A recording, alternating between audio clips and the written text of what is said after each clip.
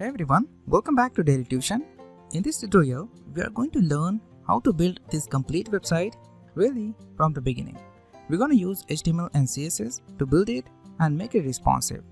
If you are a beginner and don't know how to start designing your own website, then you are at the right place. We're also going to use a tiny code of JavaScript to make this website interactive. We will start with an absolutely empty HTML page and end up with a complete website. After this tutorial, you will be able to make your own website with HTML and CSS with ease.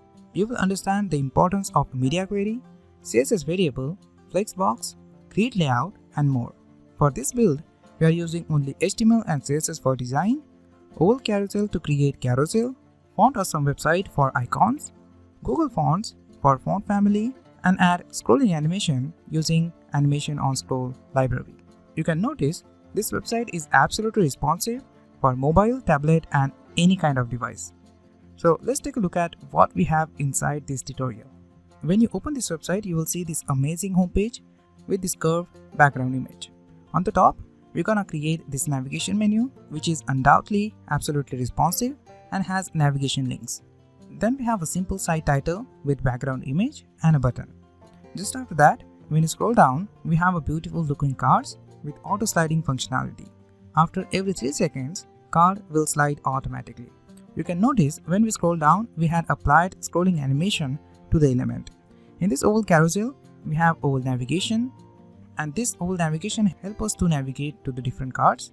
And just after that, when you scroll down, you will have this beautiful design. On the left side, we have blog post, and on the right side, we have sidebar. In the blog post, we're gonna add a different blog post with the zoom in zoom out effect. And on the other hand, we have a sidebar where we have categories, popular post, newsletter, and popular tags. And we're going to add animation on scroll effect to this category section as well. At the last, right here, you can see after this last blog post, we have a pagination. And at the last, we're going to create this beautiful footer for this website. This footer looks amazing with this dark background, isn't it? Now once I scroll down, I reach to the footer. So if I want to scroll up, I'm going to use this button.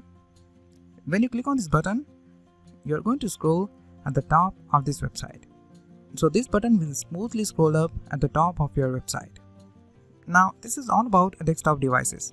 What about mobile and tablet? Let's see if this website is responsive for mobile or tablet devices or not. Now as you can see, this website is completely responsive for mobile.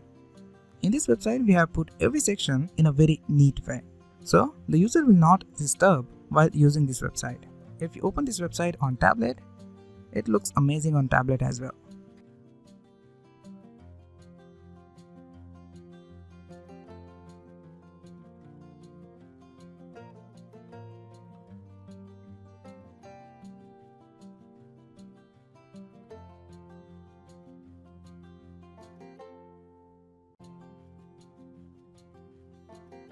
Alright, now let's get started and see how to create this amazing website. But before we get started, make sure you have a basic understanding of HTML and CSS, and you also need an editor to write your code and a browser to execute HTML and CSS. So just download and install VS Code Editor and also install browser in your system. We're gonna use VS Code Editor to write code and use Chrome browser to execute it. Once you complete all these steps, let's get started and build this website. So before taking your too much time, let's get started. Now let's first create a structure of this project. So as you can see here, I have opened the VS Code Editor. I just opened the Blogger folder inside this VS Code Editor. The Blogger folder is absolutely empty right now. We're going to create a structure of this project inside this folder. You can name this folder anything, but for the reference, I'm going to name it Blogger. Now, if you're a beginner and don't know how to open the folder in VS Code Editor, then just click on this file menu and select this open folder and open your empty folder inside this VS Code Editor. Now, once you open your folder, make sure the folder is absolutely empty, and in this folder, we're going to create a structure of this project. So in this empty folder, I'm going to first create a new folder and name that folder Assets. And in this folder, we're going to have different images which we are going to use throughout this tutorial. So I'm going to just copy a few images and paste it inside this folder. So I'm going to just copy these images and paste it inside my project directory inside this asset folder right here. So I'm going to just say here paste. So I will just paste all these images inside this asset folder. You can see here, if I open the Visual Studio Code editor, you can see inside this asset folder I have this blog post, this Instagram folder, this popular post. Now we don't need to take care of this folder because you don't need to touch it. Just leave it as it is. Just after that, outside of this folder, in this root directory of your project, just create another folder and name it CSS. Now in this folder, we're going to put all the CSS file which we are going to create throughout this tutorial. Just after that, inside this root directory, I'm going to create another folder and name it JS. Now in this JS folder, I'm going to put all the JavaScript file, and just after that, I'm going to create my main file, which is index.html. So I'm going to select this new file icon and name my file index.html. Now as you can see, this is a simple index.html file. So I'm going to first create a simple HTML5 snippet. So as you know, to create a simple HTML5 snippet, you can press exclamation mark and press tab, right? So this will create a simple HTML5 snippet for you, and just change this title to blogger, right? Just save the changes. Now, as you can see, I just have a simple HTML5 snippet, and in this snippet, I'm going to have a simple doc type HTML, and then we have the header section. Inside it, we're going to have meta tag, the viewport, and on the line 6, right here, you can see I have the viewport content width is equal to device minus width. So this line make this project responsive. So make sure you have this line inside the head section. Just after that, we have the title, then the body section of this application, and the closing HTML tag. Now you know how to create a simple HTML5 snippet. Let's get started and create a style.css file to specify custom styling to this HTML. So I'm going to select this CSS folder, and inside this folder, I'm going to create a new file and name that file style.css. And before we move further, I'm going to link this file to index.html inside this header section. So I'm going to create here a comment and just say here custom style. It always a best practice to create a documentation for every code. So I'm going to just create here a comment and just say custom style, and in the link tag, in the href attribute, I'm going to just say /, then select my CSS folder and my style.css file. Just after that, I also want to use JavaScript in this project. So I'm going to create JavaScript file inside this JS folder. So I'm going to select this folder and create here main.js file. Now we're going to link this file. So before this closing body tag, right here, I'm going to create a script tag, and in the source attribute of this script tag, I'm going to just say /, select this JS folder and this main.js file. Now before we move further, I'm going to create here a command and just say here custom JavaScript file. Now once we have the project structure ready, I'm going to just open my finished website in the browser. So as you can see, this website looks stunning right now. So we'll start from the beginning. So we'll start from the top. So I'm going to first create this navigation menu and move further. So I'm going to just open my editor, and in the body section right here, I'm going to first create documentation. So I'm going to create here a comment and name it navigation. And I'm going to just add some space here like this. And just copy this comment, paste it down here, and just indicate this is a closing comment. And inside this navigation comment, I'm going to create a nav tag. Now, if you're a beginner and want to create a division tag, you will create here a bracket, then create a division tag like this. But if you're using Visual Studio Code editor, you just need to say here div and press tab. This is going to create a division tag for you. Now, what if you want to specify class to this div? You will say class and specify the class name to this div like this. But in VS Code, to simplify this work, you just need to say here dot and specify your class name. So if you want to specify my class to the division tag, you can say here my class. So you just need to say here dot and specify the class name, and when you press tab, it is going to create a division tag with the class my class. You are not limited to specify only this class. You can add one or multiple classes at the same time. Now, what if you want to create a different tag? Now let's say you want to create anchor tag and want to specify a class. So I'm going to create here an anchor tag. So to create an anchor tag, you just need to specify the anchor tag A and specify dot here to create a class and specify the class name. So if I just say here my class and press tab, I'm going to have here an anchor tag with the href attribute. Along with that, I'm going to have my class with the name my class. Now what if you want to create an anchor tag with ID? In that case, you just need to create here an anchor tag and just specify here hash to create an ID and specify the name of your ID. So I'm going to say here my ID, and when you press tab, this will create anchor tag with the ID my ID. As simple as that. And if you want to create a division tag, you don't need to specify here div and then specify an ID. Instead, you just need to specify here hash and specify the name of the ID. So I'm going to say here my ID. So when you press tab, this will create a default division tag with the ID my ID. You're not limited to create only anchor tags or division tag, just like the h1 heading tag with the class h1, or you can create a span tag with the class icon, or you can create a paragraph with the ID para. That's very simple to create any tag in Visual Studio Code editor. You can see me doing this throughout this tutorial. So I'm going to just get rid of these all tags and create here a navigation menu. So I'm going to first create here a nav tag. So I'm going to just say here nav and press tab. So this will create nav tag for us. Now this is not necessary to create nav tag for navigation menu, but for the reference, you should use nav tag while creating a nav menu. So I'm going to create here a nav, and to this nav, I want to specify a class. So instead doing this, I'm going to just go here nav dot and specify the class name. So I want to specify here nav class to this nav tag. When I press tab, I'm going to have a nav tag with the class nav, right? Now inside this nav tag, I'm going to create division tag with the class nav menu. Along with that, I want to add two classes to this div. So simply I'm going to put here dot and specify here nav menu class, and I want to add one more class to this div. So I'm going to put dot again and specify flex row. When I press tab, as you can see, I have two classes here. First one is nav menu and second one is flex row. You can add multiple classes if you want. Inside this div, I want to create this blogger text. So I'm going to create here a division tag and specify a class nav brand.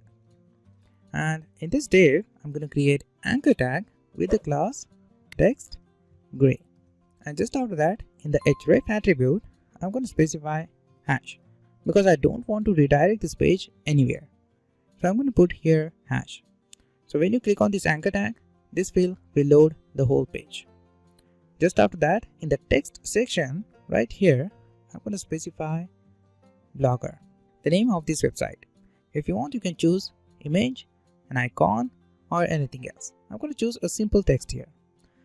Now as you can see, you have your basic navigation menu ready, but still you don't have the navigation items, the social links, and as always the hamburger menu. So we're going to do that after a few minutes, but just for now, just open this file in the live server. So just right click here in the index.html file and just select open with live server. We already installed this live server extension. Just click on this open with live server.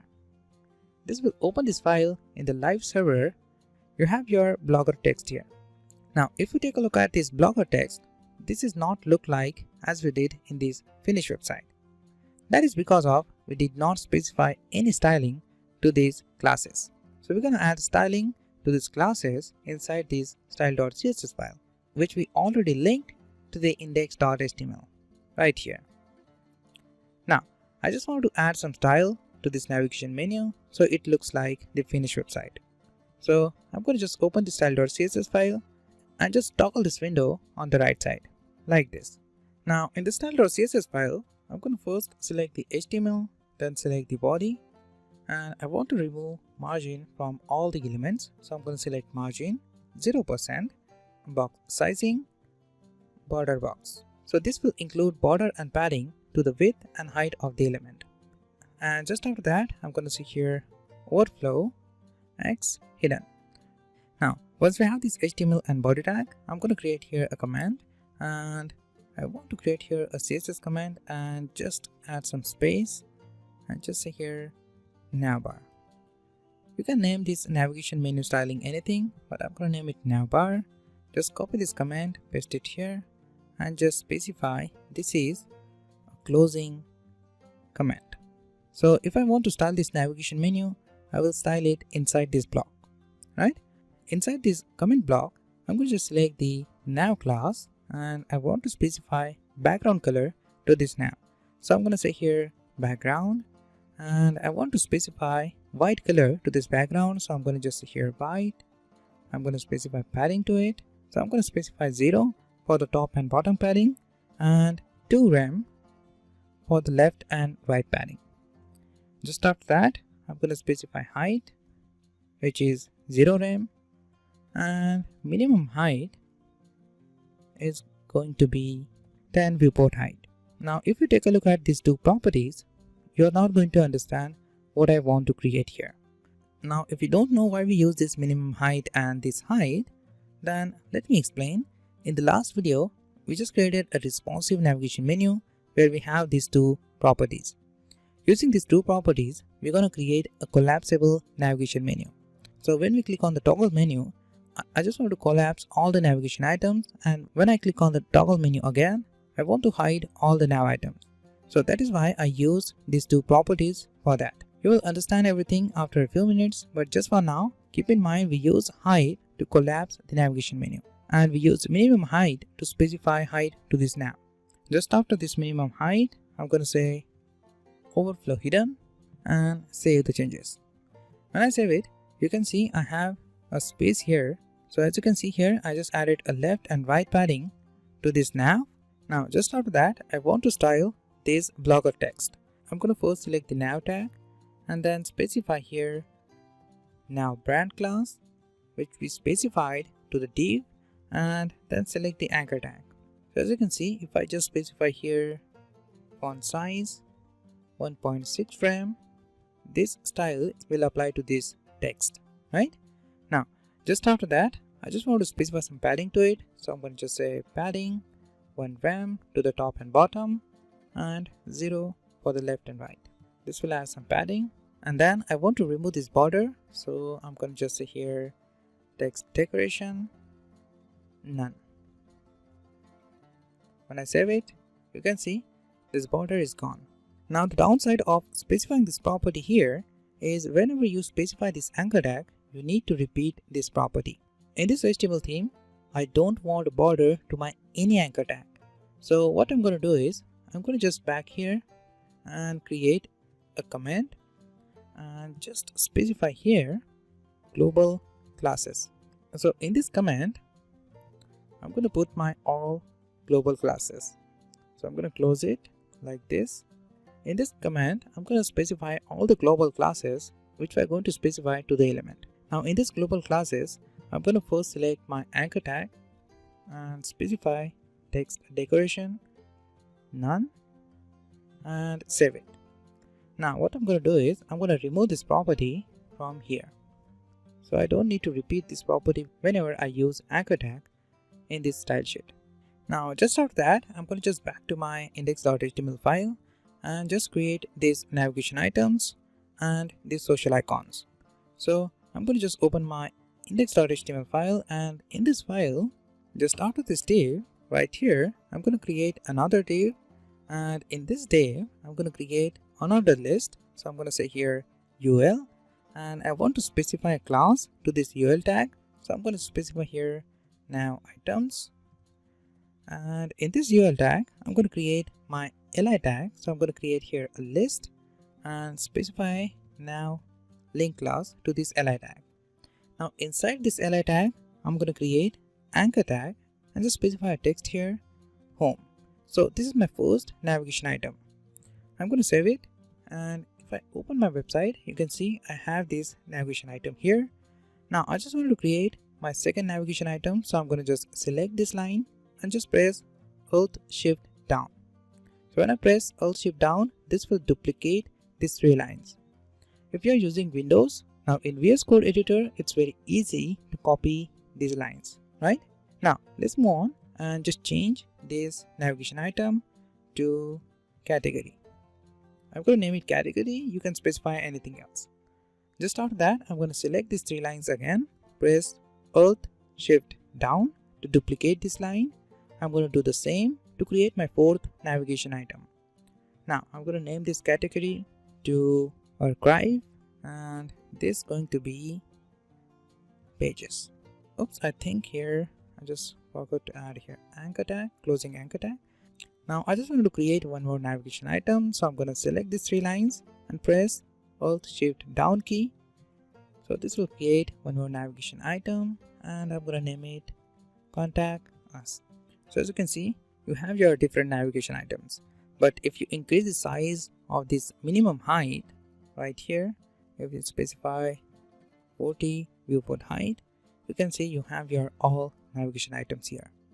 Just after that, I'm going to just say here, just after this division tag right here, I'm going to create another div, and I want to specify a class to this div. So I'm going to just put here dot social, and I also want to add one more class. So I'm going to just say here dot again, and then specify text gray. And when I press tab, this will specify social and text gray class to this div. And in this div, I'm going to create my social icons. So I'm going to add anchor tag here. I don't want to add here a class. I'm going to just put anchor tag and press tab. And just specify here hash, because I don't want to redirect this anchor tag anywhere. And in this anchor tag, I'm going to first add here a Facebook icon. As you know, I don't have any library to add any icon. So just for now, I'm going to just say here F for Facebook. Then I'm going to copy this line, press Alt Shift down to duplicate these lines, and just change this F.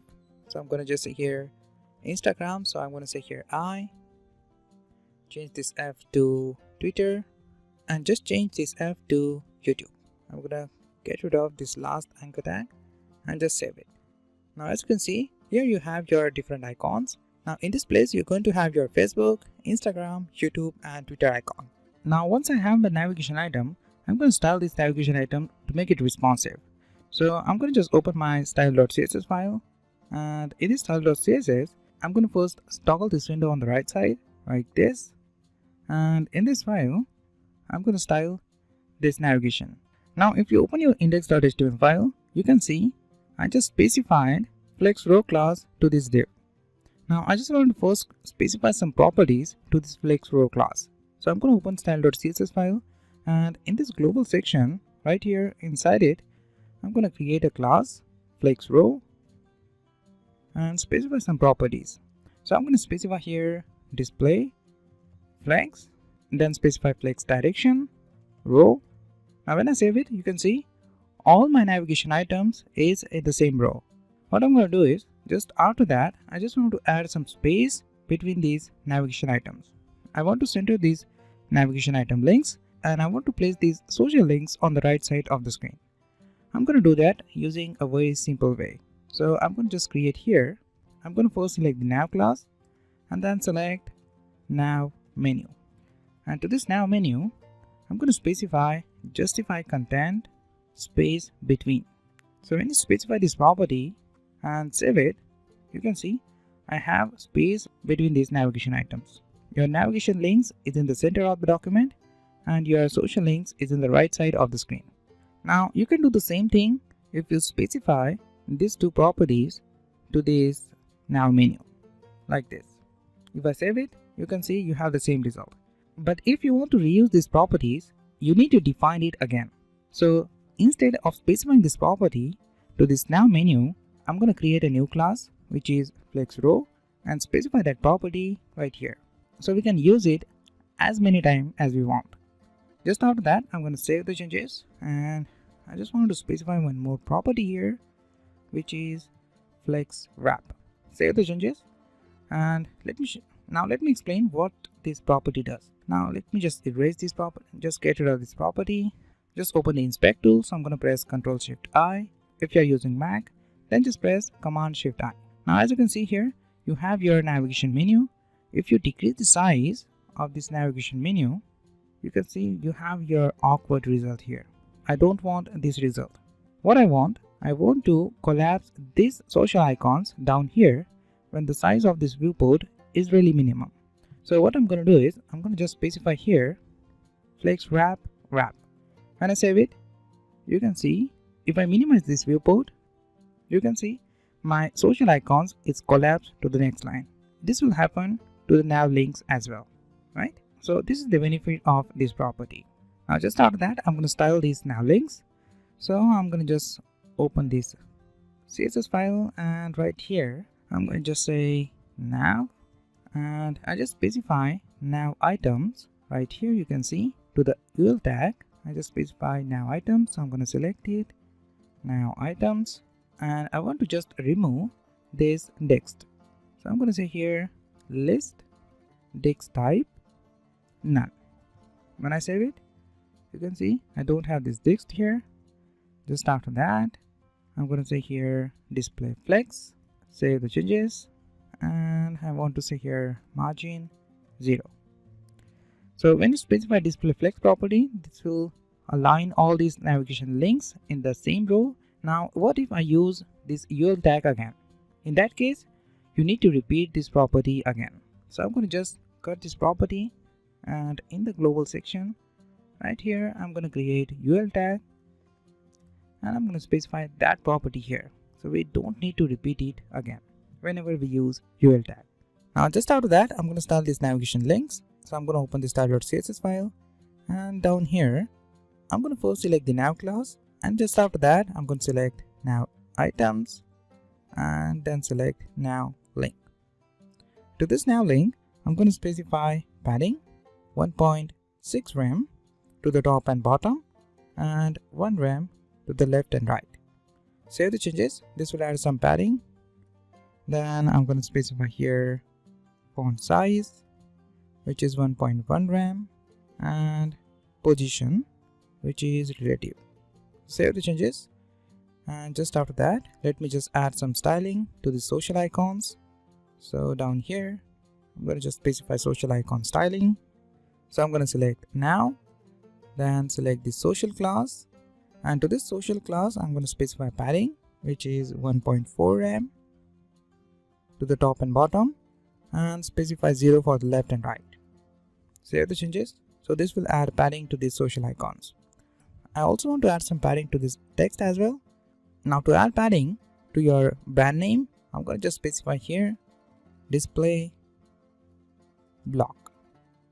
When I specify that, and when I save the changes, you can see I have this padding to this nav brand. Now the navigation menu is ready now, but as you can see, this navigation is not look like the finished navigation menu. Now the time is to add these social icons in the application. I just want to add the social icons in the project and replace with the hard-coded text. So what I'm going to do is I'm going to open Font Awesome website. So I'm going to just type fontawesome.com, and from this website you can download more than free 1000 icons. So I'm going to just open this fontawesome.com website and just click on this download right here. So just click on this free for web and just download all the icons. So I'm going to just click on this free for web and download this package. I already have this package, so I'm going to just open it. Once you download this package, just extract it. Just need to extract this package, so I'm going to just right click here and say extract here. Now the package is extracted. Now you just need to open this folder, so I'm going to just open it. Now in this folder, you just need to take care of two things. You need to copy this web font folder, and also you need this all.css file, or you can use this all.mean.css file. So I'm going to just use this all.css file here. So I'm going to copy it and paste it inside my project directory in the CSS folder. So I'm going to open my project directory, and inside this project directory, I'm going to copy this all.css file in this CSS folder, right? So I'm going to paste it here. Now, once I have this all.css file, I can use all these fonts in my website. But before we move further, I just need to copy this web fonts folder and place it in the root directory of your project. So you just need to copy this folder, and in this folder you have all your fonts. So you just need to copy it and paste it inside your project directory in the root folder right here. Right? Now if you open your editor, you can see in the CSS folder you have your all.css file, And in the root directory, you have your web fonts folder. And in this folder, you have your different icons, right? Now, what you need to do is, if you're not familiar with Font Awesome website, then let me just explain. So to understand how this font is imported in the website, you need to just open the Font Awesome website and click on the documentation. From the documentation, you will understand how to use this font and how to import that in your website. Now, as you can see in the basic uses, you have your I tag, and inside this I tag, you need to specify a class of the icon. Now, as you can see here in the documentation, this is how you can import this font in your website. Now, as you can see, we have a class here with a fast prefix. Using this prefix, you are going to tell the Font Awesome website which font you want to use. Then you just need to specify the name of your icon. Now at this point, we want to include the camera icon, so we use here FA camera. Now once you include this tag in your web application, you will have your camera icon in your website. So using different classes and different icon name, you can import different icons in your website. Now just open the index.html file, and instead specifying these hard-coded values here, I'm going to just specify here a Facebook icon. So I'm going to search it on the Font Awesome website. So I'm going to click on these icons. So I'm going to search for Facebook.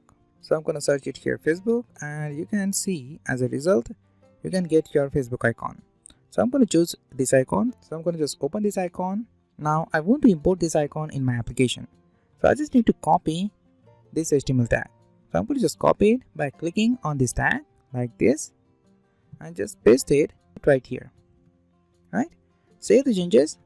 When I save it, you can see I have my Facebook icon here. Now as you can see, you don't have anything here because you did not link this all.css file to your index file.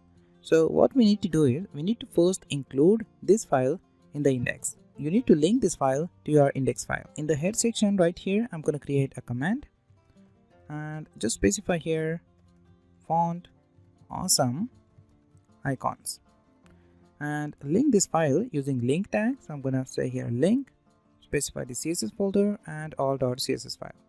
When I save the changes and open my website, you can see I have my Facebook icon here, right? As simple as that. So I'm going to just copy these I tag right from here, and instead of this I, I'm going to paste this I tag again and just change this class. So I'm going to change it to Instagram like this, and keep in mind you don't need to remove this prefix, because using this prefix, Font Awesome will understand which font you want to include, right? Now just after that, just get rid of this third anchor tag text, paste the icon again and just change it to Twitter. So I'm going to say here Twitter. Just after that, just get rid of this YouTube icon, paste the I tag again, get rid of this class, and then just say here YouTube. Save the changes. When you save it, you can see you have your Facebook, Instagram, Twitter and YouTube icon, right? Now your navigation menu is not completely, but looks similar to the finished navigation menu. Now what we want, I want to specify some font families to this navigation menu, which we are going to use throughout this tutorial. So we are going to import few font from the Google font and specify that to this navigation menu. Along with that, we're going to specify colors to make it more attractive. Now what I want to specify font families to this navigation brand, to this nav links and to these social icons. So instead, using my system font, because everyone don't have the same font in their system, we're going to use Google font and include that font in the project. So let's see how to do that. I'm going to just close this tab and just open a new tab and just say here Google font. And from this Google font website, from this font.google.com, I'm going to just choose my favorite font. You're not limited to choose only these fonts. So I'm going to just choose here.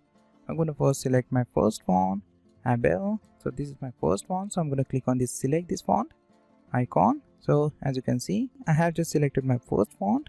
So I'm going to do that quickly. Now, as you can see, I have just selected 5 fonts for this theme. You are not limited to only choose these fonts. You are free to choose any font for this theme. That's upon you. I'm going to choose these fonts. If you ever watched my previous lectures, we use import statement to import these fonts. But instead, using the CDN, I'm going to download this font and just put this inside my project directory and then use it. So instead using this import statement, I'm going to download it. So just need to click on this download button right from here. So I'm going to just click on this download button and download this zip package. Now once you download this font, this will something look like this, and you just need to extract this file. So you just need to right click here and say extract files and just press OK. So this will extract all this font in this fonts folder. Now what you need to do is you just need to copy this folder and place it inside the root directory of your project. And as you can see in the root directory of my project, in the blogger folder right here, I'm going to paste that folder. I'm going to paste my font folder, right? Now if you open your editor, you can see you have your fonts folder here and you have your different fonts. Now what you want to do is you want to use this font in this project. To use this font, I'm going to create here a new file and call that file fonts.css. And in this file, you need to create a font face rule. So to create a font face rule, you just need to add font face. And to this font face, you need to first specify the font family. So I'm going to say here font family. I'm going to specify the name for this font. So I'm going to choose Abel, which is the actual name of this font. You are free to specify any name to this font, but I'm going to choose the default name for this font. And just after that, you need to specify the source of this font. So as you know, we have this font in this font folder. Now I'm going to choose this Abel font, this regular font. I'm going to choose this Abel font. So I'm going to specify the source property like this. And in the URL, I'm going to specify single quote and specify the path of this font. Now, as you can see here, you don't have this fonts folder right here in the path. So instead, specifying ./, which is refers to the current directory, you need to specify here double dot and specify /, right? So this will refers to the root directory. So you just need to select your fonts and select your font here. So I'm going to select my Abel font and the TTF file, right? This one. When you specify this font family in the CSS, this will specify this font to the text. Save the changes, and I'm going to just create a comment here. Just copy this statement, create a comment, and just paste it like this, right? Now I'm going to just copy this comment, paste it down here, and at this point I'm going to include my next font, which is Anton. I'm going to copy this statement like this, paste it down here, and I'm going to change this font family to Anton and change this source attribute. So I'm going to change here, right here, I'm going to specify font folder, the Anton font family, and then this Anton regular TTF file. Now, just after that, I'm going to do the same. So I'm going to copy this statement. So I'm going to select it and press Alt Shift down, right? Like this. Just after that, I'm going to change this font family text in the command. So I'm going to change it to Josephine and change this font family as well. Josephine like this, and just change this source attribute. So I'm going to select my font folder, then select this Josephine folder. Now, right now you can see you have your different font families. You can see you have your font bold, you have your light font, you have your regular font. Now you can choose any font here, that's upon you, but I'm going to choose this regular font. So I'm going to select this regular.ttf file, right? If you want, you can change it as well. That's upon you. Just after that, I'm going to copy these lines. So I'm going to press Alt Shift down and change this font family. Just change this path as well. I'm going to change it to this one. I'm going to do the same. Alt Shift down and just change this font family and this source attribute. Now you can see here you have different fonts, but I'm going to choose the regular font. So I'm going to select this Livic regular TTF file. Now this is not necessary to specify only these names. You can specify any name, whatever you like, to this font family, and you can use that font family using your custom name. Now just after that, I'm going to change this comment as well and this one as well, right? Save the changes. Just after that, you don't need to include this file in your index.html. Instead, just open your style.css file, and as you know, you just need to import this file in the style.css. to include any CSS file in the CSS, you have import statement, right? So I'm going to say here import URL and specify the path of this font.css file. So in the single quote, I'm going to say // this will refers to the root directory. Then select the CSS folder and select your fonts.css file like this, right?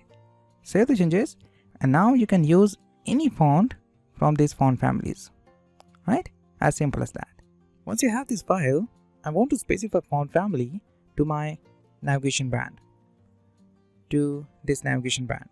So I'm going to just open the style.css file, and right here I'm going to specify font family, and I want to specify this font, the first one, this one. To use this font, you just need to use this able name. So I'm going to use this font family. So I'm going to open my style.css file and just specify here able like this. Now save the changes. Now if I open my website, you can see the font family is changed. Now what if this font family is not included and not applied to this text? In that case, you need to specify the fallback value to this font family. So I'm going to specify fallback value here. So I'm going to say here cursive, right? Save the changes. And as you can see, you have the same result here. Now just after that, what if you want to reuse this value? In that case, you need to copy it or you need to write it again. So I'm going to solve this problem by creating a variable in the CSS. Creating a CSS variable is very easy. Using CSS variable, you can reuse the value multiple times. And using variables is very useful when you work with hex value and the RGB colors. Now let me just create a variable on the top right here. I'm going to create here a variable. So to create a variable in CSS, you need to first select the root selector. So I'm going to first select the root, and in this root selector, I'm going to create theme font families. So I'm going to just say here theme font families. Now just after that, now let me explain how you can create variable in the CSS. Now to create a variable, you just need to specify the name of the variable.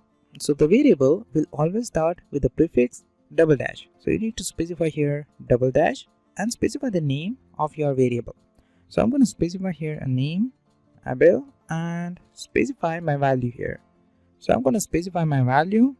So I'm going to just say here able in the single quote and then specify my fallback value. So I'm going to say here cursive like this, right?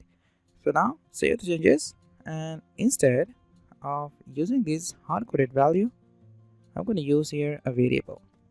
So to use this variable, you need to call a method var. So you just need to say here var, and in this method, you can call this able variable, right? So this variable will specify this value to this font family. Save the changes. Now just after that, now if you are using VS Code, you don't have to write this var method. Instead, you just need to specify here ---- and specify the name of your variable, and this will suggest the name of your variable, this one. So when you press enter, this will automatically create a var method and specify the variable inside this method. As simple as that. Save the changes. I'm going to just create few more variables on the top right here, and then I'm going to create here and tone, the second font family, specify the fallback value, then create my third variable. I'm going to create my fourth variable, and the last, I'm going to create my last variable. So now I can use these values using these variables. So you don't need to use these values to specify to the font family. You just need to specify this variable name. Now, just after that, in every web application, you use colors because colors makes your application more attractive. So in this website, we're also going to create a colors, but instead hard coding these colors, we're going to specify this color to the variable and use that variable to specify the color property. For example, so let's say I want to specify a color to this anchor tag. I'm going to say here color, and I want to specify white color to this anchor tag. I'm going to say here white, right? This is very simple. But what if the color is in the hex value? Let's say if the color is in the hex value like this, 3F4954. Now if we take a look at this value, then this is very complicated. You will not remember this value. And what if you want to reuse this value? In that case, you will copy this property and specify to the next element like this, right? So this will take you too much time. To save this problem, I'm going to just get rid of this value and specify to the variable. So I'm going to create here a variable. So I'm going to first create here a comment and specify theme colors. And here I'm going to create a variable and name that variable text gray. And to this variable, I'm going to specify this value. So I'm going to first specify hash and specify this value, right? Now, if you want to use this color, you don't have to specify this value. Instead, just need to say here text gray, right? So now this is very simple to use this hex value. Save the changes. So this will specify text gray color to the anchor tag, right? As you can see, all my text is changed with this gray color. Now let me just create few more colors here. And if you don't know where you can get this hex value, then just open the new tab. I'm going to just close this tab and create a new tab. Open a new tab and just search for colors.co. From this website, you can get your different hex values. So you just need to click on this view all palettes and choose your favorite color. So I'm going to just create few color variable which we are going to use throughout this tutorial. So I'm going to just quickly create that. So I'm going to just create here a new color and name it text light and specify hex value here. Just after that, I'm going to just create one more color. So I'm going to name it PG color and specify value. And just after that, I'm going to create a variable of white. I'm going to create midnight green color. So I'm going to name it midnight. Now just after that, we are also going to use the gradient color in this theme. So I'm going to create here comment and specify here gradient color. So you will understand here is the gradient color. And here I want to use my gradient color. So instead creating this gradient color, I'm going to just open a new tab and get my gradient color from web gradients. From this website, you can get your different gradients colors which you wanted to use in your website, right? So I'm going to just get my gradient color from this website. So I'm going to choose this gradient, right? This one.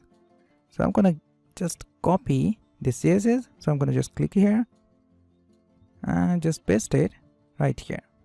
Save the changes. And instead, using this property, I'm going to get rid of this property and just specify here sky.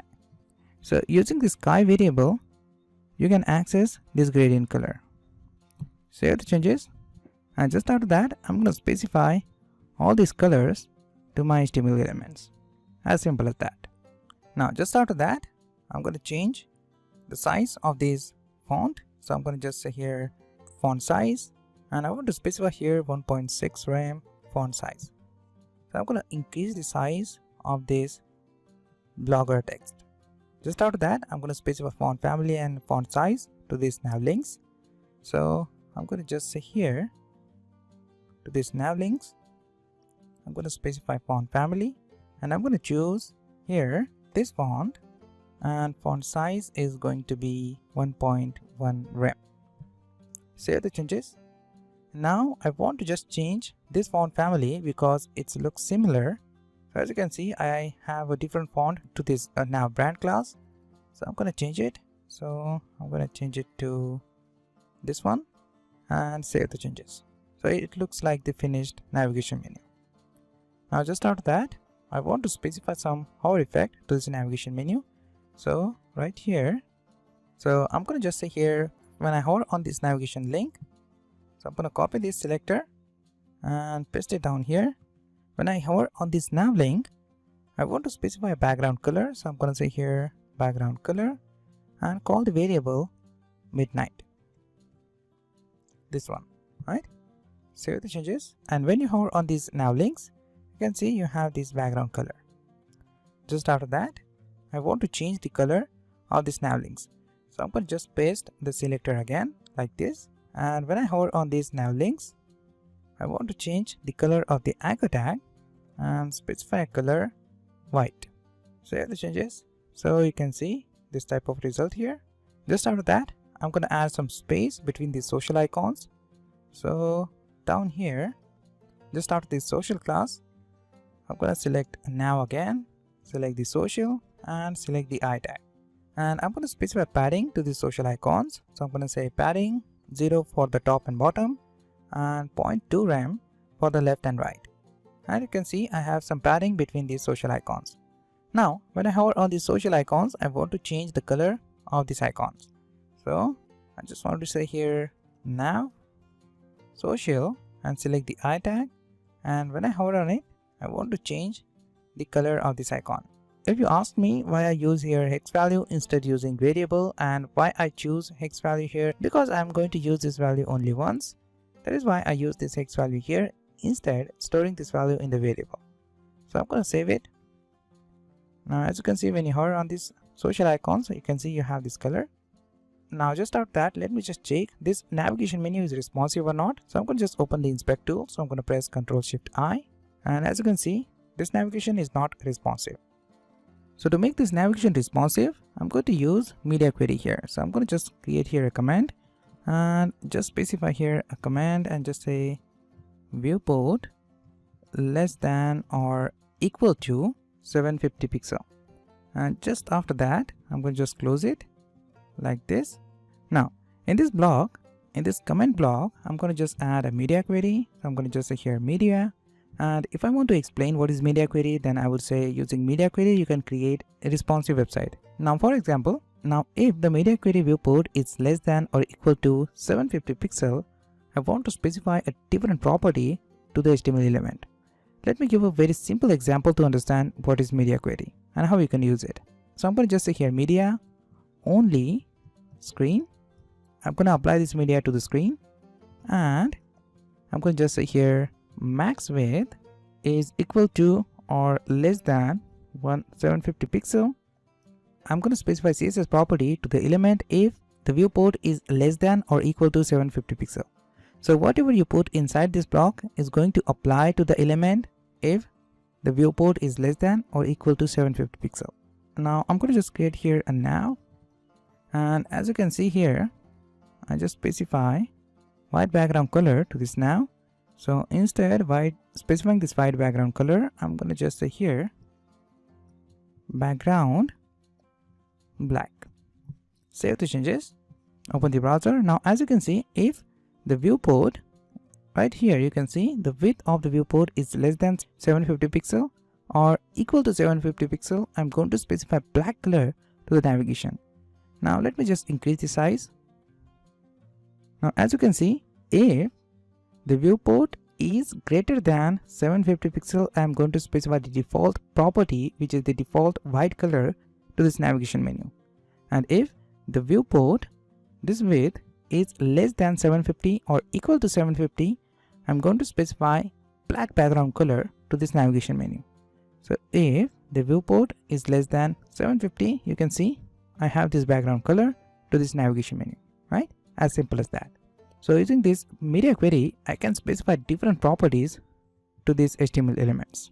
So I'm going to just get rid of this background property, and I'm going to select now menu, and here I'm going to say flex direction column. Now just after that, just save the changes and just open the viewport.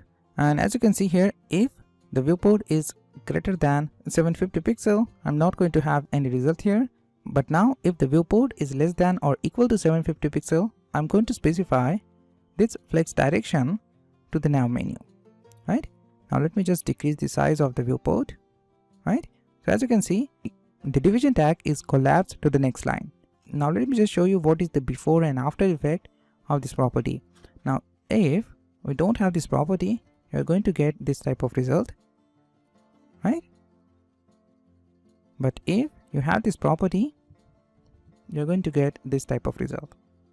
Now just after that, I also want to specify flex direction column to these now items. So I'm going to just specify here a comma and then specify now and just say now items. You can see you have this type of result. Because the height of this navigation menu is 10 viewport height, you are not going to see the overflow content, Now if you increase the height of this navigation, you're going to see the rest of the content. So if I just increase the height right from here, if I increase it to 100 viewport height, you can see you have your navigation menu here, right? Now just after that, what I want, when the viewport is less than 750 pixel, I want to hide all this content, and I want to add here a toggle menu. And when I click on that toggle menu, I want to display all these navigation items with these social links. So to do that, I'm going to first specify here 10 viewport height, save the changes, and this will hide all these overflow content. And just after that, as you can see, if the viewport is greater than 750 pixel, you're going to get your navigation items, right? You can see your navigation items. Now just after that, I want to add here a toggle menu. So I'm going to just open my index.html file, and down here, just after this div, I'm going to create another div to create my toggle icon. So I'm going to just create here a division tag and specify a class toggle collapse. And in this div, I'm going to create another div with the class toggle icons. And inside this div, I'm going to specify I tag with the class fast and specify the icon name. So I'm going to say here FA bars. So I want to add here bars icon. So I'm going to just say here bars. Save the changes. So as you can see, you have your icon here, right? Now what I'm going to do is, I'm going to just, let me just open this website. Now as you can see here, you have your toggle icon here. Now let me just style it. So I'm going to open the style.css file, and down here I'm going to just style it. So I'm going to select nav, then select toggle collapse class, and to this class I'm going to first specify position. So I'm going to say here position absolute, and I want to specify this toggle menu on the right side of the screen. So I'm going to just say here top 0 and just specify width, which is 100%, and I'm going to specify cursor pointer. Save the changes, and just after that, I want to display this icon on the right side of the screen. So I'm going to just say, I'm going to select nav, then select the toggle collapse class, and then select toggle icons. And to this toggle icons, I'm going to specify display flex. I want to align this toggle on the right side of the screen. So I'm going to say here justify content, and I'm going to say flex end. Save the changes. Oops, I think something is going wrong here. In the index.html file, yeah, here I just misspell the collapse spelling, which is like this, collapse. So I'm going to just specify here to this icon, I'm going to specify padding 1.7 for the top and bottom, and 0 for the left and right. Now at this point, you are not going to see this icon because I have just specified 100% width to this toggle collapse class. If I just specify here 90%, then you can see you have your toggle icon here. Now I just wanted to increase the font size, the size of this icon. So I'm going to just say here, so I'm going to select this selector. So I'm going to copy it, paste it down here, and select my I tag, and I want to specify here font size, and I'm going to say 1.4 rem, and I want to specify a color. So I'm going to say here color text gray, right? Save the changes, and you can see I just increased the font size of this icon. Let me just open the inspect tool, and now what I want, when the viewport is less than or equal to 750 pixel, I want to display only this icon and hide all the rest of the content. And when the viewport is greater than 750 pixel, I want to hide this icon, this toggle icon, right, and display all these navigation links. So what I'm going to do is, I'm going to just specify here display none, and just select this selector, and to the media query right down here, I'm going to say nav toggle collapse display initial. Save the changes, and now you're not going to see this toggle icon here, but when the viewport is less than or equal to 750 pixel, all this navigation links is collapsed to the next line. You're not going to see this navigation links, and you have your toggle menu right here. So if I just decrease the size of this viewport, and when I have less than 750 pixel or equal to 750 pixel, right? You are going to get your toggle menu here. Now, what I want, when I click on this toggle menu, I want to display all these navigation items. So I'm going to just open main.js file, and in this file, I'm going to use JavaScript. But instead of using vanilla JavaScript, I'm going to use jQuery because I'm going to use jQuery for the old carousel as well. So I'm going to add a jQuery in this application. To add a jQuery, you just need to open the browser, and I'm going to just close this tab and just open a new tab and search here jQuery. Now once you search for the jQuery, you just need to select this jQuery.com, and once this website is open, you just need to download the latest jQuery library. So just click on this download jQuery, and from here you can get the compressed or the development version of the library. So I'm going to just use this compressed version. So I'm going to just click on this compressed version. So I'm going to click on this download the compressed production jQuery file. So I'm going to click on it, and as you can see, you have this code. So you just need to copy this code. So you just need to select this code. So I'm going to select it and press Ctrl A to select all this code, and just copy this code and just paste it inside the jQuery file. So I'm going to create a new file here in this JS folder and name that file jQuery.mean.js. And in this file, I'm going to put this code. So I'm going to paste it right here. Save the changes, and now just after that, as you can see, we have the version 3.4.1. So I'm going to copy this version and use it right here. So I'm going to rename this file to jQuery version 3.4.1. You don't need to worry what we have in this file. Just close this file, and in the index.html, just link this jQuery before this main.js file. So I'm going to just copy this command, paste it here, and change it custom JavaScript file to jQuery library. And in the script tag to the source attribute, I'm going to specify JS folder and select my jQuery 3.4.1 file.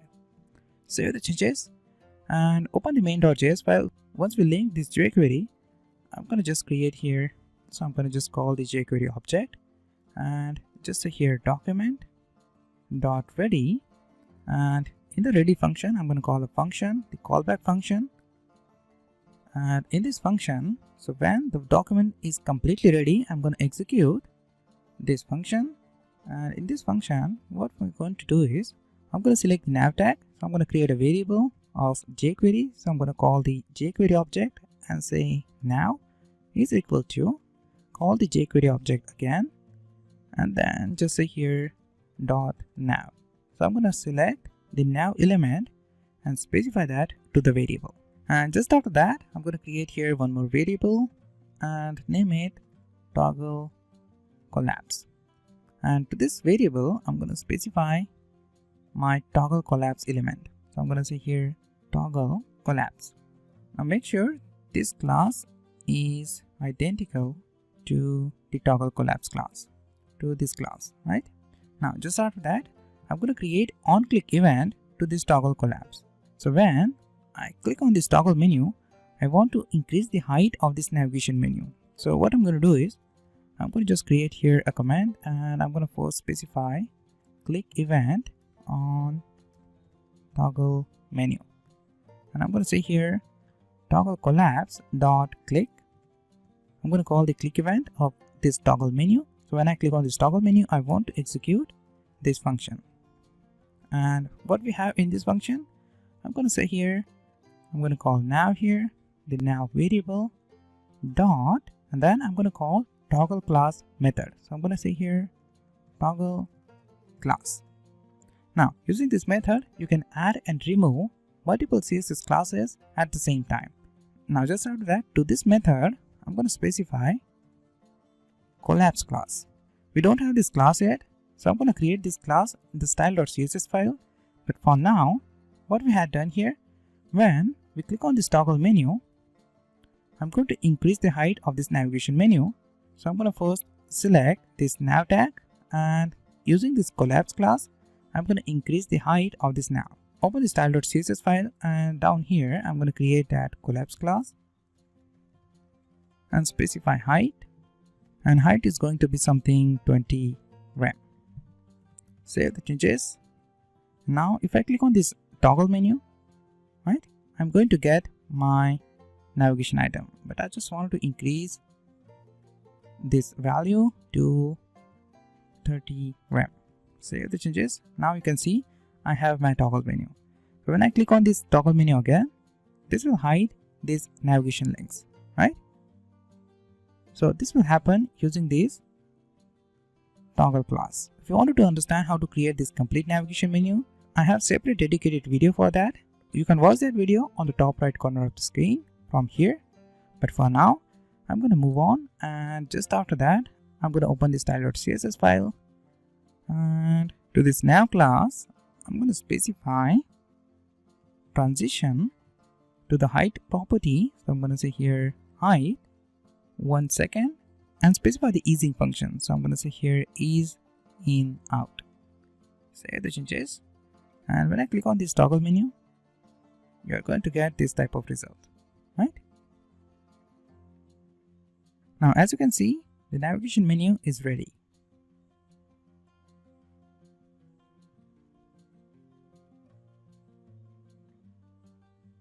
In the next lecture, we are going to learn how to create this main section of this website. I'm going to add these headings, then create these buttons and add a beautiful background image. Right? So I will see you in the next lecture. Now, we know that how to create this responsive navigation menu. Now the next thing we need to understand is how to create this site title.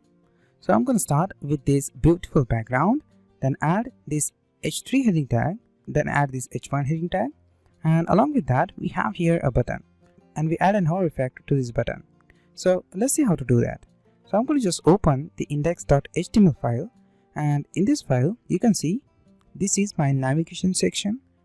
I don't want to use it to create main section. This is the best practice to create a new tag to create your main site section. So I'm going to create here a comment, and I'm going to name it main site section. You can name it anything, but this is just a comment. So I'm going to just add some space here like this. I'm going to copy this comment and paste it down here and specify this is the closing main section. Now in this comment, we're going to specify the main tag. Now always use the main tag to put your main content of your website. Every time when you add a main section of your website, put this in the main tag. This is the best practice to create main section of your website. So I'm going to create here main tag. I don't want to add any class to this main, so I'm going to create here a main tag. And now in this main tag, I'm going to have a different section of this website. So let's say in the first section, I have this title and these buttons, the site title. In the next section, I have this carousel, the oval carousel, and the third section, I have this beautiful blog post. So in the first section, I'm going to specify the site title. So I'm going to create here a section. So I'm going to first create a command to indicate this is the first section. So I'm going to name it site title. Now in this section, I'm going to just close this command. Now once I have this main section, now in this command, I'm going to create section tag and specify class to it. And I'm going to specify here site title class. And in this section, I'm going to simply create a division tag with the class site background. This is not necessary to use only these classes. If you want, you can change it, but make sure when you specify CSS, you use the same class which is specified to this element. In this division tag, so I'm going to specify h3 heading tag to this text and h1 heading tag to this text. So I'm going to create h3 heading tag here and specify here tours and travels. Just after that, I'm going to create h1 heading tag and specify here a text. So I'm going to say amazing place on earth. I'm going to specify demo text here. You can specify anything else. Now just after that, as you can see in the finished website, you have here a button. So to create a button, I'm going to use button tag. Along with that, I want to add a class to this button. So I'm going to say btn. And to this button, I have a text here, explore. So I'm going to say explore here. Save the changes. Now, as you can see, if I open my website, you can see I have this section here. Now I want to style this section and make this section like the finished website. So I'm going to just style this section. So I'm going to open my style.css file and just toggle this on the right side so you will understand what we are doing. Now just after that, after this navigation menu, I'm going to create a comment here, and to this comment I'm going to name it main content, right? And just close it using a closing comment like this. So you will understand this is the closing main section. Now in this comment we will do all the main content styling, right? Now this is our first site title section.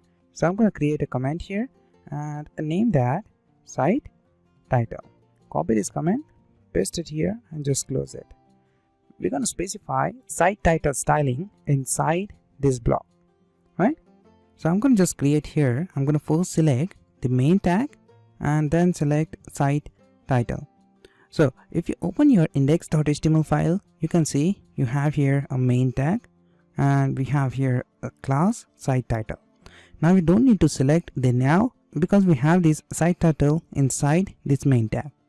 Now once we select this site title, I'm going to specify some style to it. So I'm going to just specify here background, and the first thing we need to specify is the background image.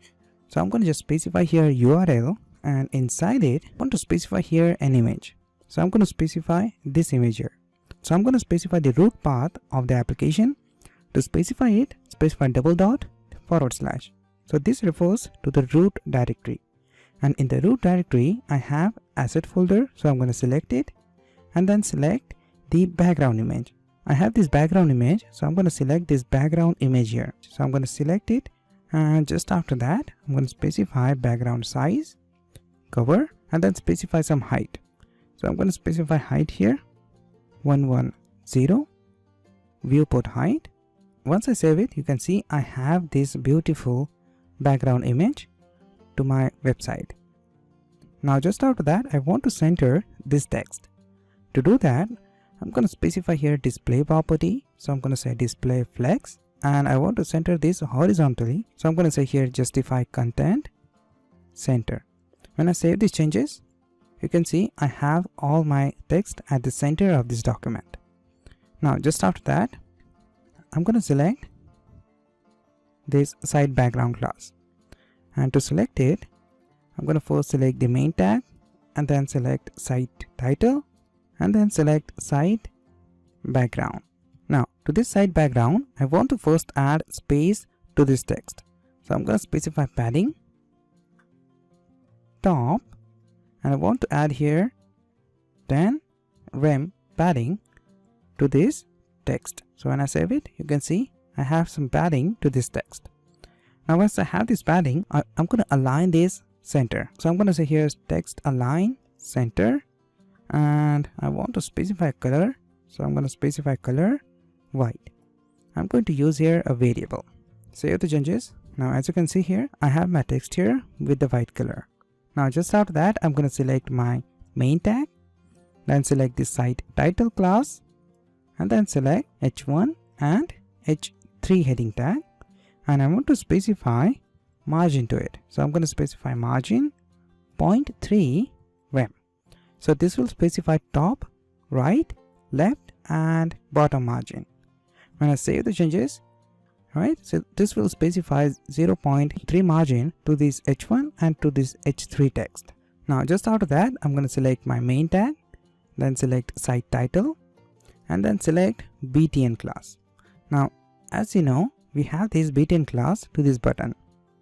So I'm going to select the btn class and just specify here margin, and I want to specify 1.8 rem margin to this button. When I save it, you can see I have some margin to it. Just after that, I'm going to specify background. I'm going to specify background color to it, and I want to specify gradient color to this button. So I'm going to say here sky. So this is the variable I'm going to specify to this button to specify gradient color. When I save the changes, I have this gradient color to this button. But now as you can see, this text and this button is not look like the finished website like this. So instead specifying the font family and some space to it, I'm going to specify the global classes to this text so we can use it later in this tutorial. So I'm going to just scroll up and open my global section right here. In the global section, I'm going to add some style. Now here I'm going to create global styling to this theme. So I'm going to simply select the H1 heading tag and specify font family.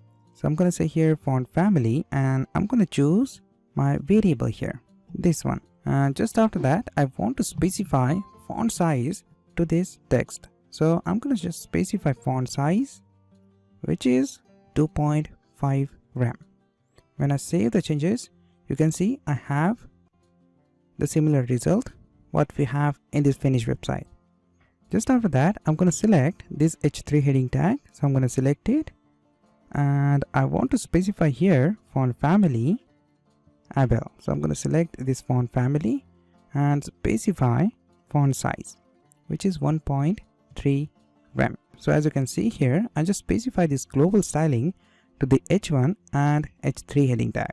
So whenever you use H3 and H1 heading tag, you are going to get this default styling. Now along with that, I also want to specify some style to H2 heading tag. So I'm going to get the default styling to the H2 heading tag also. So I'm going to specify font family, save the changes. This will not do anything, but this is the best practice to specify default styling to your template whenever you create your own CSS. Now as you can see, I need to specify some style to this button as well. So in the global section, I'm going to first select button and select a class btn. Now whenever I specify this class to my any button, I'm going to apply these CSS properties to that button. So this is the default styling to this button. Now in this button class, I'm going to specify border none, border radius 2 rem, padding I'm going to specify 1 rem for the top and bottom, and 3 rem for the left and right.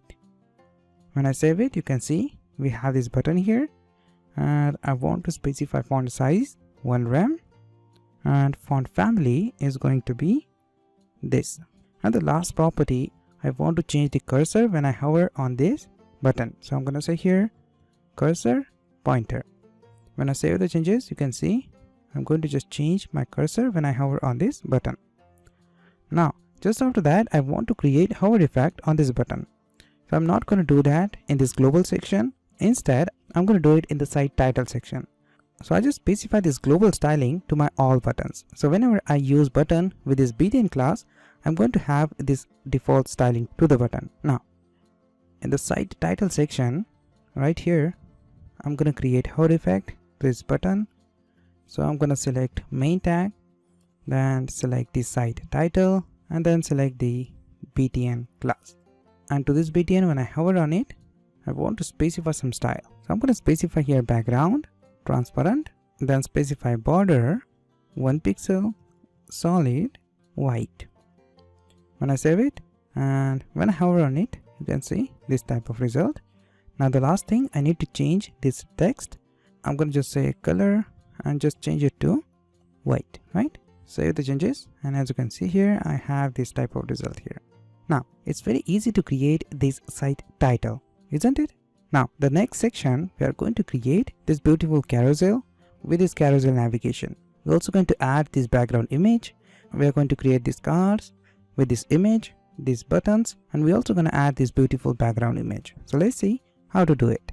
As you can see, I have this beautiful carousel, so I can navigate to my different slides, and also you can see I have this background image and I have these beautiful 3 cards. Now I want to navigate to my next card. I'm going to click on this navigation link of this carousel like this. So I'm going to navigate to my next carousel. So to add this functionality and to create this carousel, I'm going to use oval carousel library. To create this beautiful carousel, you just need to add oval carousel in this project. So I'm going to just open a new tab and search for oval carousel. Now once you search it, you can see you have the home page of this oval carousel. Just click on it, and as you can see here, you have your oval carousel library. Now To use this library, make sure you link jQuery to your index.html file because this library is using jQuery to create carousel. If you follow along with me, we already done that. So we don't need to link jQuery again. Now, as you can see here, I have this download button. So I'm going to download this library and use it in the project. So I'm going to click on this download button. I already downloaded this library, so I'm going to just open it. But before I open this library, let me just show you the demo of this library. So if you just click on these demos, you can see you have different carousel sliders. You can create different carousels with this library. But for now, we are going to create a basic responsive slider. So I'm going to just create this basic responsive slider and just change this navigation links and remove these dots. You can also drag these items if you want. So this is the benefit of using this oval carousel. Now let's open the oval carousel zip file that you have downloaded. So your downloaded file, something look like this. You just need to now extract it. So just need to right click here and say extract here. So once you extract this oval carousel library, just open it and you just need to open the text folder. And in this text folder, as you can see here, you have the CSS files. Now you just need to link the oval carousel CSS file, or you can use this minified version as well. So I'm going to use this oval carousel.min file, and also I'm going to link this oval theme default.min file. So using this file, we are going to specify the default theme to the carousel. So I'm going to link these two files. So I'm going to just copy these two files. I'm going to just press Ctrl C to copy this file and paste it inside the root directory inside the CSS folder. So as you can see here in the root directory of my project, I'm going to just copy and paste that files in the CSS folder right here. So I'm going to just paste it here. Once I have this oval carousel and this theme file, I'm going to just open the oval carousel folder, and in this folder, in the text folder, you can see you have the JavaScript files. You also need to link this JavaScript file to interact with your carousel, right? So I'm going to just copy this oval carousel and paste it inside the root directory inside this JS folder right here. And I'm going to paste that file here. Now the next thing, you need to link that file to your index.html so we can use it in the project. So I'm going to just open my website and let me just expand this window, and in the index.html file right here on the top, before the custom styling right here, I'm going to just link this oval carousel. So I'm going to first create a comment and I'm going to specify here oval carousel, and I'm going to link this oval carousel CSS file using link tag. And in the href attribute, I'm going to first specify the root directory of the project, then select the CSS folder and then select oval carousel main.css file. And just after that, I'm going to link the oval theme as well. So I'm going to just call the link tag, and in the href attribute, I'm going to select CSS folder and then select this oval theme default main.css file. I'm going to use here a minified version of this file. If you want, you can use the development version as well. Now just save the changes, and now don't forget to link the JavaScript file of the oval carousel, because without it you can't interact with your carousel. So I'm going to just copy this comment because I'm going to use it down here. So just after this jQuery file, make sure you need to put this JavaScript file just after this jQuery, because oval carousel will use the jQuery to create carousels. So just after this jQuery, I'm going to create a comment over carousel and name it something oval carousel JS. And just after that, right here, I'm going to create script tag with the source attribute, and in the source, I'm going to first specify the JS folder and then select this oval carousel main.js file. Save the changes, and now I can create this beautiful carousel. Now to create this beautiful carousel, I'm going to just open the main section of this website, and in this main section, I'm going to first create a comment and name it blog carousel, and I'm going to just close this comment. Now in this comment block, I'm going to create my second section. So I'm going to create here a section tag, and in this section tag, I'm going to create a division tag with the class blog. Now in this blog, I'm going to have a simple container. So I'm going to create a division tag with the class container. Now in this container, I'm going to have oval container. The oval container will contain all the oval items. So we're going to put all the oval items inside this oval container, right? So I'm going to just create here a division tag with the class oval carousel. Just after that, I also want to add here oval carousel theme. So I'm going to just add here oval theme. Along with that, I also want to add my custom class to this division tag. So I'm going to add here blog post. When I press tab, I'm going to have a division tag with 3 classes. So I'm going to create here a class oval carousel. So this is a container of different oval items. Then I'm going to specify oval theme. So this is used to specify default styling to the oval carousel. And this is the blog post. So this is the custom styling for this division tag. So I'm going to create this blog post in the style.css file. Now in this div, as I said, this is the container of oval carousel. Now I want to create these carousel items. So I have here 4 carousel items. So I'm going to create a division tag and I want to specify a class to this div and I'm going to name it blog content. If you want, you can specify any class name to this div, right? As you can see here, this is my first carousel item. To create your second carousel item, just duplicate this line, right? But we are not going to do that because once we complete this div, I'm going to duplicate it.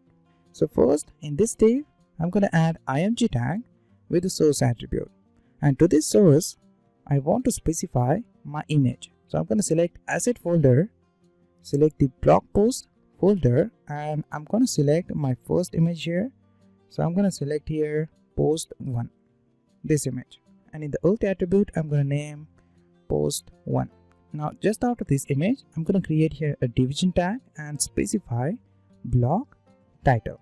In this div, I'm going to create this title, this fashion button, and this text. In this div, I'm going to just create h3 heading tag and specify some text here. So I'm going to just say here London Fashion Week continued evolution and just save the changes. And now just after that, just after this h3 heading tag, I'm going to just create here button and I want to add the default class to this button, which is btn.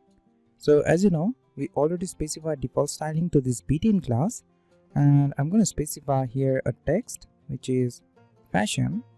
Along with that, I want to add a custom styling to this button, so I'm going to specify here btn blog.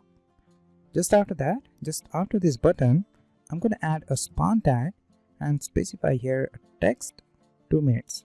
So I'm going to just open the style.css file and just toggle this window on the right side like this and just create a comment here to indicate this is the second section.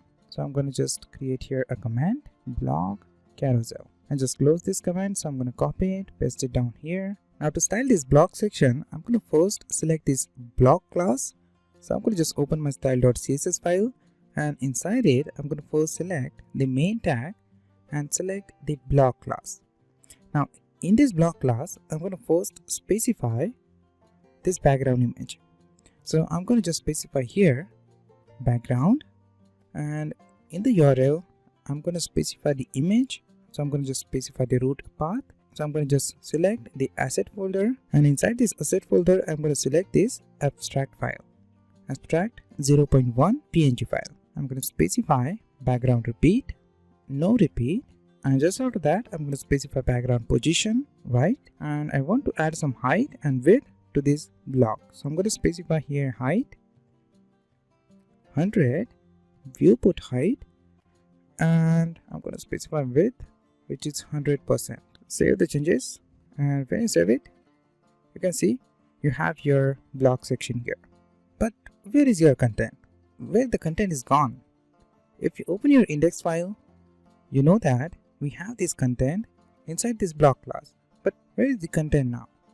Now just open the style.css and just save it again.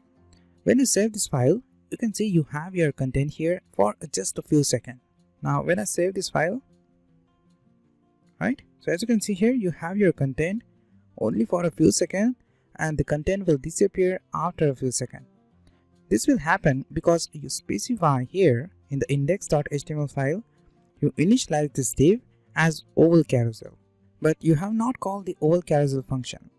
So we need to first call the oval carousel function, and then you are going to get your content here. So I'm going to just open the main.js file, and inside this file right here I'm going to create a comment, and in this comment I'm going to say oval carousel for block. And just after that, right here, to initialize oval carousel, you just need to call the jQuery object and just specify the class name. So as you know, we specify this container with the class oval carousel. So I'm going to just copy it and specify this in the single quote. Don't forget to specify dot here. Now once you select your division tag using this class, you need to initialize, this is the oval carousel. So you need to call here oval carousel and just specify parentheses. Now when I save this main.js file, you can see I have my content here. As simple as that. Now just after that, just open the style.css and right here, so I'm going to just add some padding to this content. So I'm going to just first select the main tag and then select the blog and then select blog post, this class, this one. Now once I select this class, I'm going to specify some padding to this class. So I'm going to specify padding top, and I want to add here 6 rem padding. So I'm going to just say here 6 rem. So this will specify top padding to this content. Just after this blog post, I'm going to select the blog content. To select it, just call the main tag, select the blog post and then select blog content. Now I'm going to just specify here display flex, then specify flex direction, column, because I want to align all this blog content in the new line. Then I'm going to just specify text align, center, and I want to specify width 80%. So I'm going to just specify width 80%, and just after that I'm going to just specify here margin. I want to add 3 rem to the top and bottom and 2 rem to the left and right. Just after that, I just want to add some box shadow to this block content. So I'm going to specify some box shadow to it. So I'm going to specify 0, 15 pixel, 20 pixel, and I'm going to specify RGB color here. So I'm going to choose a simple gray color here, light gray, and the alpha is going to be 0.2. Save the changes. Just after this block content, I'm going to select block title. So I'm going to first select main tag, the block content tag, and I'm going to select block title. Now inside this block title, I'm going to have this title, this button, and this span tag. So I'm going to specify here some padding to it. So I'm going to specify padding 2 rem to the top and bottom and 0 for the left and right. Now just after that, I just want to style this button. So to select this button, I'm going to select the main tag and just select the block content and then btn block class. So I'm going to select it and specify padding 0.7 to the top and bottom and 2 rem for the left and right. And now just after that, I'm going to specify background, and I want to specify gradient background to this button. So I'm going to specify this sky gradient color and then specify some margin. So I'm going to specify margin 0.5 rem. When I save it, I have this type of result. Now just after that, I'm going to just specify some style to this span tag and make them a block level content.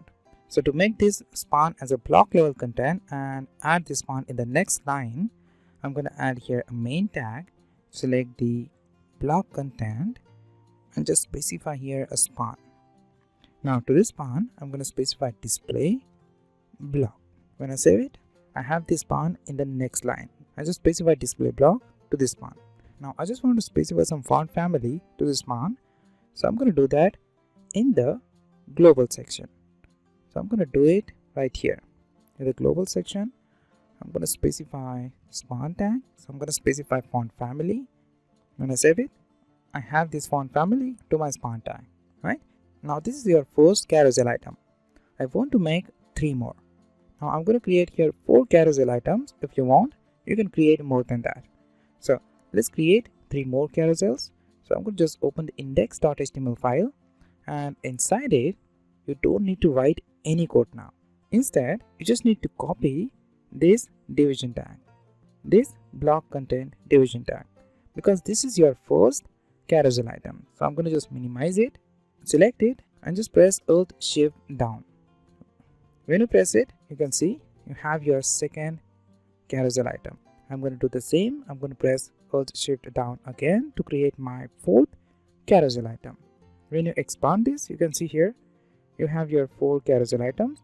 Now I'll just save it, and as you can see here, you have your 3 carousel items here.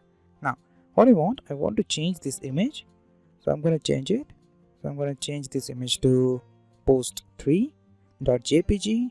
The third image is going to be post2.jpg, and to the last carousel I'm going to specify post5, right? You are not limited to only choose these images. You are free to choose any image here. Save the changes, and now you can see you have different images. Now as you can see, I have 4 carousel items here. If you want, you can create more than that. Now just after that, as you can see here, this carousel does not look like we have here. So as you can see here, I have this container class which we haven't created yet. So I'm going to just create that in the style.css file in the global section right here. Just after this span tag, I'm going to just create a container class and specify some margin. So I'm going to specify here margin 0 for the top and bottom, and to the left and right I'm going to specify 5 viewport width. When I save the changes, as you can see here, I have some space to these cards, right? So as you can see, I have this gradient on the bottom left corner of this card. In my website, I have this gradient here. I want to align this gradient on the bottom left corner to this card. So to do that, I'm going to just specify here to this block class. In the block carousel, I'm going to just specify here background size, which is 65%. When I save it, you can see here I have this gradient here, right? Like this. Now just after that, I want to specify auto scroll after every 3 seconds to this carousel, as well as I want to remove these dots. So I'm going to do that in the main.js file. So I'm going to open it, and in this main.js file, as you know, we initialize this carousel, and in this parenthesis, you just need to call an object and specify different parameters. So I'm going to just specify here first argument, which is loop, and I'm going to say here true. I just wanted to add here autoplay true, and after every 3 seconds, I want to scroll this slide automatically. So I'm going to say here autoplay timeout after every 3 seconds. So I'm going to specify 3000 here. When I save it, I don't have to scroll this carousel, it will automatically scroll itself, right? Now just after that, I want to remove these dots. I'm going to just specify here dots false. When I do that, I don't have these dots here, and as you can see, I have this old navigation on the top. So I'm going to just enable it. So to enable this navigation, you just need to call here nav true. When you save the changes, you can see you have here a nav, right? I hope you see this now because it's really small. Now as you can see, the carousel is automatically scroll after every 3 seconds, and here you have your oval navigation. Now I just wanted to change this oval navigation to these icons. To do that, I'm going to just open my index.html file, and just after this closing div, just after this oval carousel container closing div, I'm going to just create here another div and specify a class oval navigation. Just after that, in this oval navigation, I'm going to create a span tag with the class oval nav previous. So this is my previous oval navigation. Now in this span tag, I'm going to add this left arrow. So I'm going to just add that using font awesome website. So as you know, I'm going to add this icon using I tag. So I'm going to add the I tag here and specify a class fast FA long arrow alt left, right? When I save it, you can see I have this icon here. Now just after that, I'm going to just duplicate this line and change this icon to right. Don't forget to change this class as well, and I'm going to name it oval now next. Save the changes, and now you just need to indicate the oval carousel to use these icons instead using this default. So to do that, you just need to open the main.js file, and here you just need to specify now text property, and to this property you need to specify the navigation links. You need to specify that in the array. So I'm going to just add the bracket here, and in this array I'm going to first specify my first span tag, this one. So to do that, I'm going to first select this oval navigation and then select this oval nav previous span tag. So I'm going to just open main.js file, and I'm going to select it using jQuery object because it's very easy to select any tag using jQuery. So I'm going to call jQuery object, and in this single quote I'm going to call oval navigation and call oval nav previous. Specify comma here and specify the second oval navigation. So I'm going to just copy this text like this and just specify right here, and just change this class, save the changes, and now you can see you have your custom oval navigation. Now you can navigate through different slides using this oval navigation. Now just after that, I just want to specify some style to it. So I'm going to just open the style.css file and toggle the style on the right side like this, and specify some style to this oval navigation. So I'm going to just specify that style down here in the block carousel right here. Now to style this navigation, I'm going to just first select this section tag and select the container, and just after that I'm going to have here oval nav class to style this navigation. You have access to this oval nav if you initialize this property nav true. We already done that, so I can use this class. For now, let me just specify autoplay false. We will enable it once we complete this website, but just for now I will just specify here autoplay false, and just after that in the CSS file I'm going to just specify here position to this navigation. So I'm going to say position absolute. I want to specify this navigation on the top at the center. So I'm going to specify position top 0. So I'm going to just say top 0%. So you can see you have this nav here. Then I just want to specify margin 0 to the top and bottom, and I'm going to say auto here to center this navigation. I want to specify width to this oval nav. When I specify width 100%, I have this navigation at the center of this document horizontally. When I save it, I have this navigation right here. Now I just want to remove this hover effect, this background color, and want to increase the size of this icon. So I'm going to do that quickly. So I'm going to just first select the oval nav, then select oval previous, and then select my custom oval nav previous class. Just after that, I'm going to copy these selectors, paste it down here, and just change this oval previous to oval next, and this became oval nav next. And to this classes I'm going to specify color, and I want to specify text gray color. I'm going to just specify background transparent, and I want to specify font size going to be 2 rem. I have this navigation, but I still have this hard effect on this navigation, so I'm going to just remove it. So I'm going to first select the oval theme. So just need to say here oval theme, then select the oval nav, and then you want to just select a class. So you just need to select a class which has oval class. So I'm going to just say here class asterisk is equal to oval.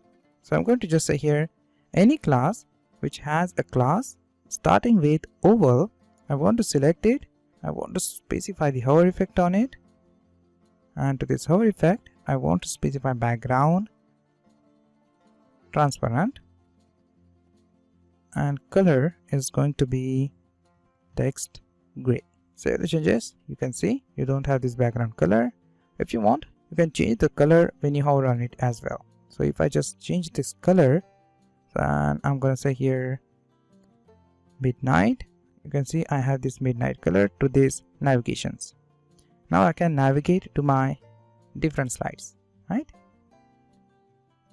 But still, as you can see here, I have this border, this outline. To remove this outline, you just need to say here, you just need to first select this selector and specify outline none.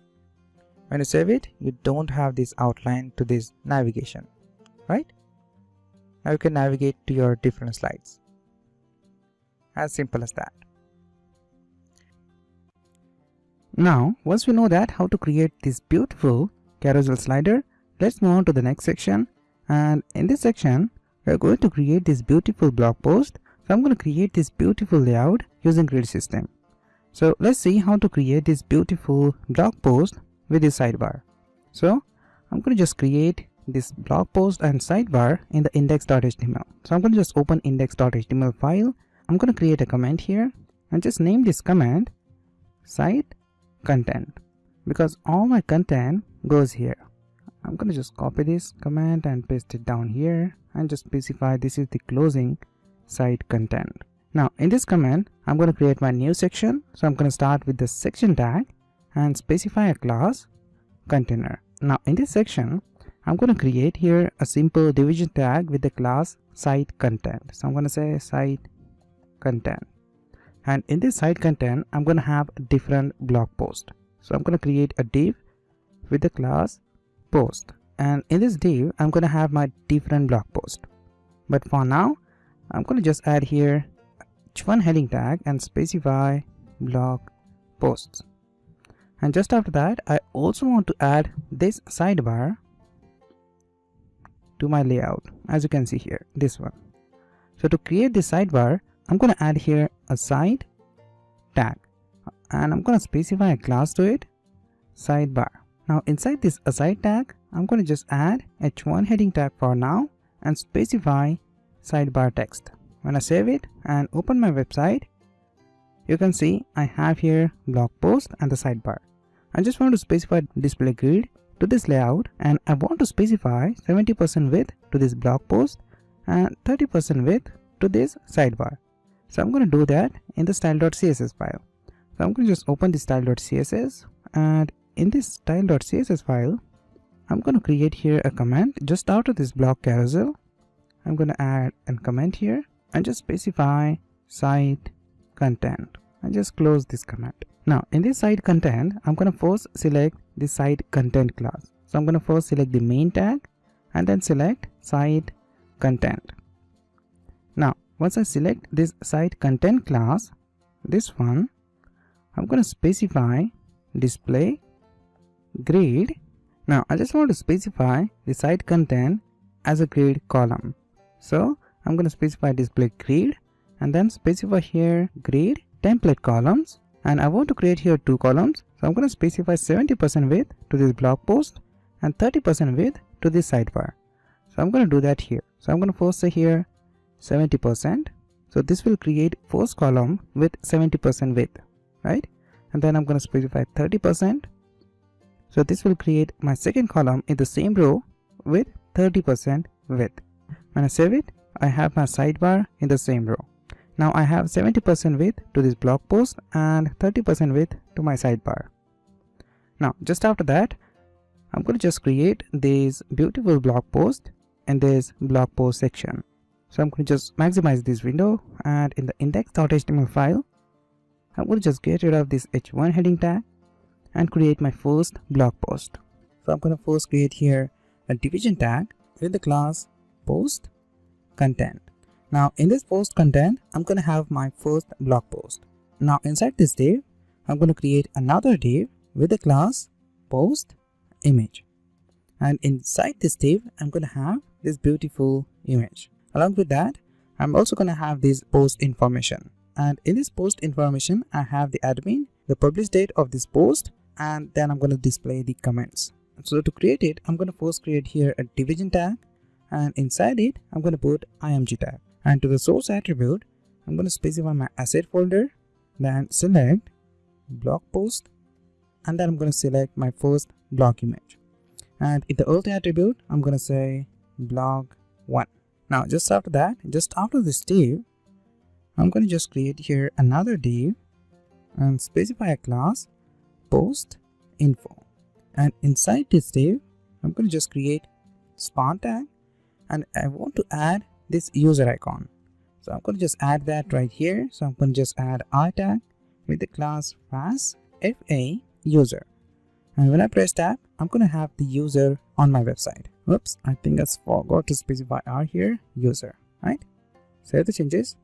Now you can see here I have this user icon, right?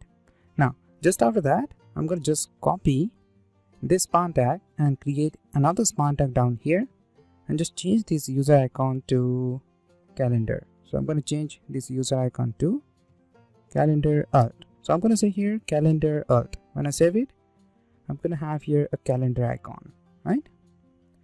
And just after that I'm going to create a span tag again, but at this time I'm not going to add any icon.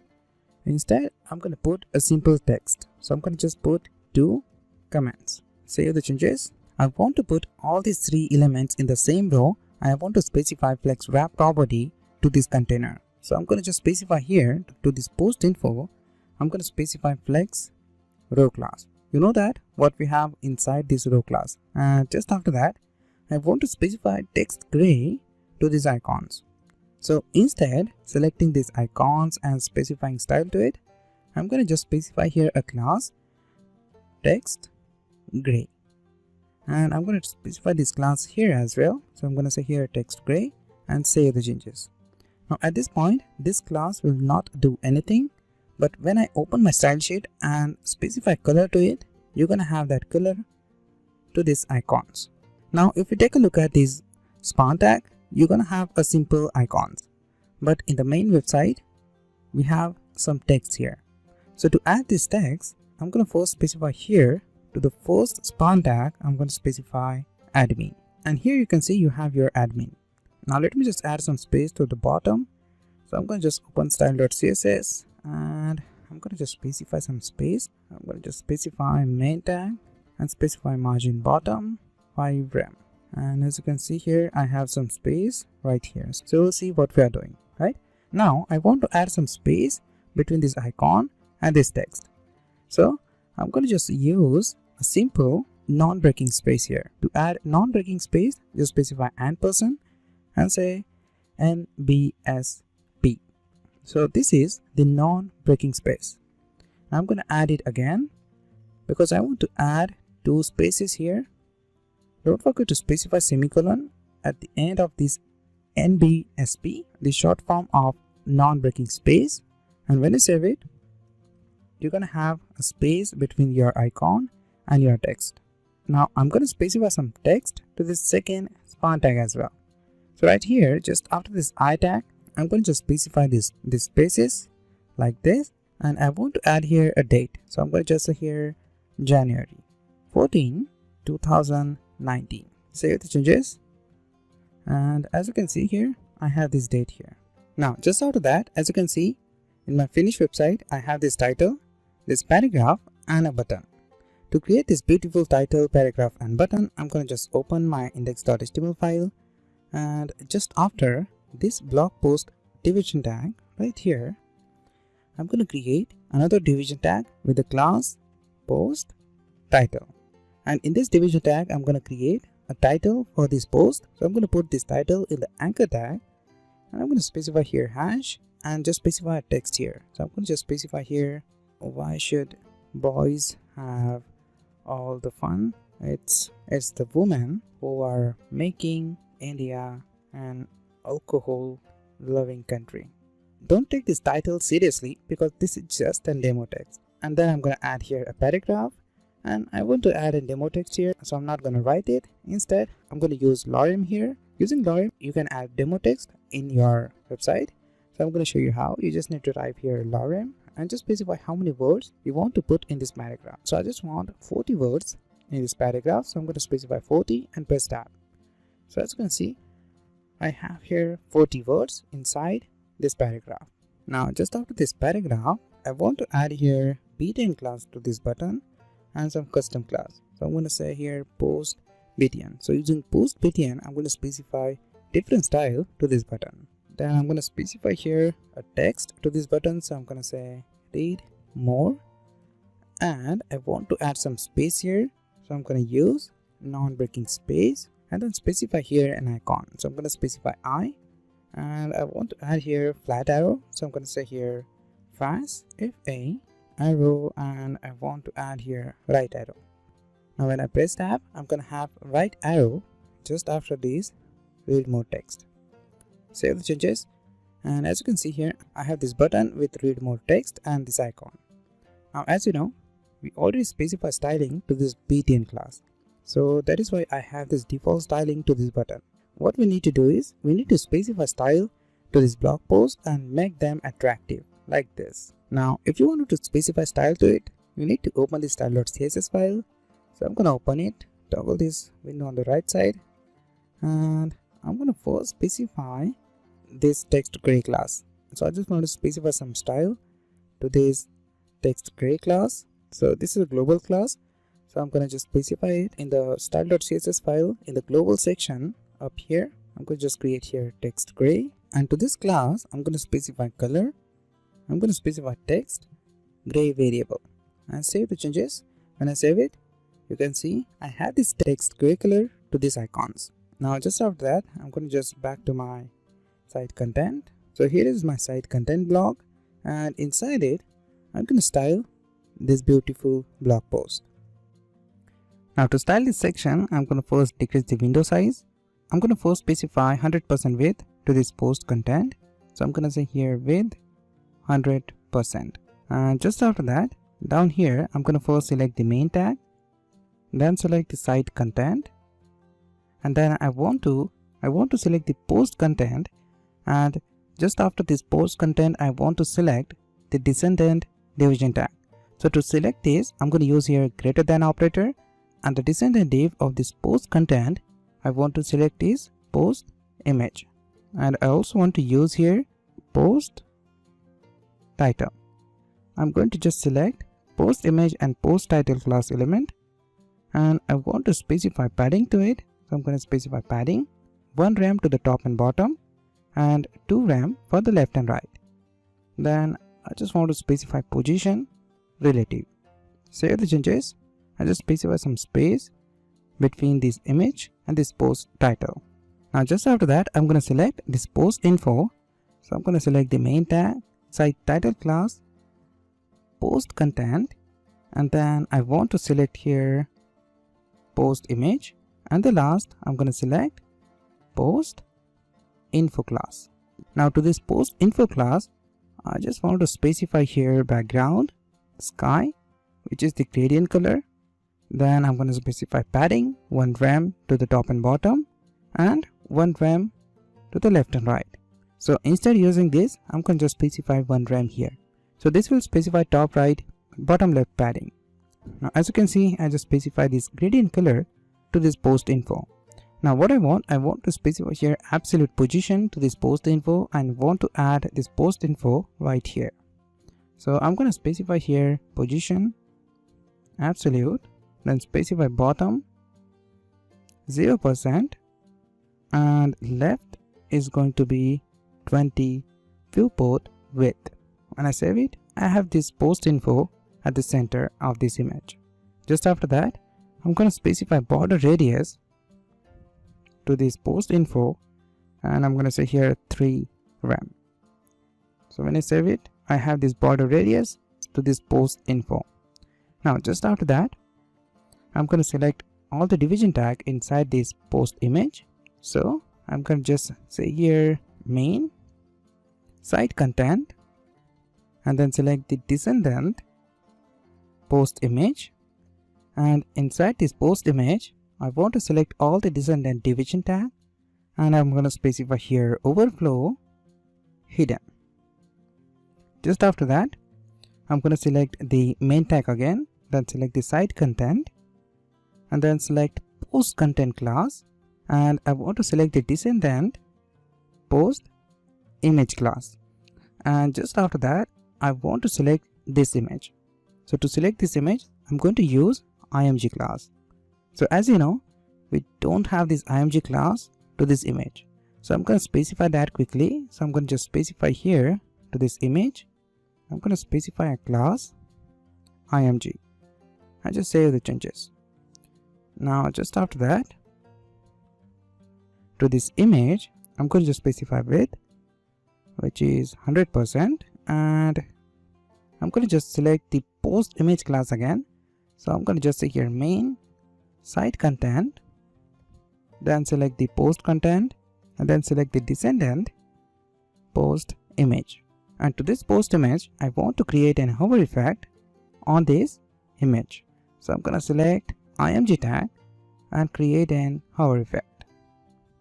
Now to create an hover effect, you just need to select this image and specify hover effect to it. And I'm going to specify here transform scale, and I want to increase the size of this image by 1.3. When I save the changes and hover on this image, you're going to get this type of result. Now as you can see here, you have this overflow content as well. I don't have this post image descendant div inside this post content, so I just wanted to correct this selector. So I'm going to just specify here post content, and inside this post content I have this post image, right? So when I save it, you're going to get this type of result. So you're not going to see this overflow content here. I just want to specify slowly zoom in and zoom out effect to this image. So to do that, to this image, I'm going to simply specify transition property. So I'm going to specify transition all 1 second is. When I save the changes and hover on this image, I'm going to get this beautiful transition. Now let's move on and style this post title section. So I'm going to just open the style.css file, and down here I'm going to just style this post title. But before I style it, I want to add some space between this comment and this date. So I'm going to just first select this span tag. So I'm going to simply say here main tag, then select the site content, then select the post content class, and inside it I have post image class, and inside this class I have post info class, and I'm going to select a span tag. And to this span tag, I'm going to specify margin 0 and 0.5 rem. So this will specify left and right padding to this comment.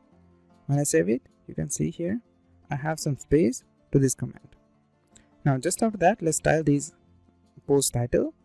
I'm going to first select the main tag, then select the post content, and we have here post title class, and to this class, so I'm going to select the anchor tag like this and specify font family and tone.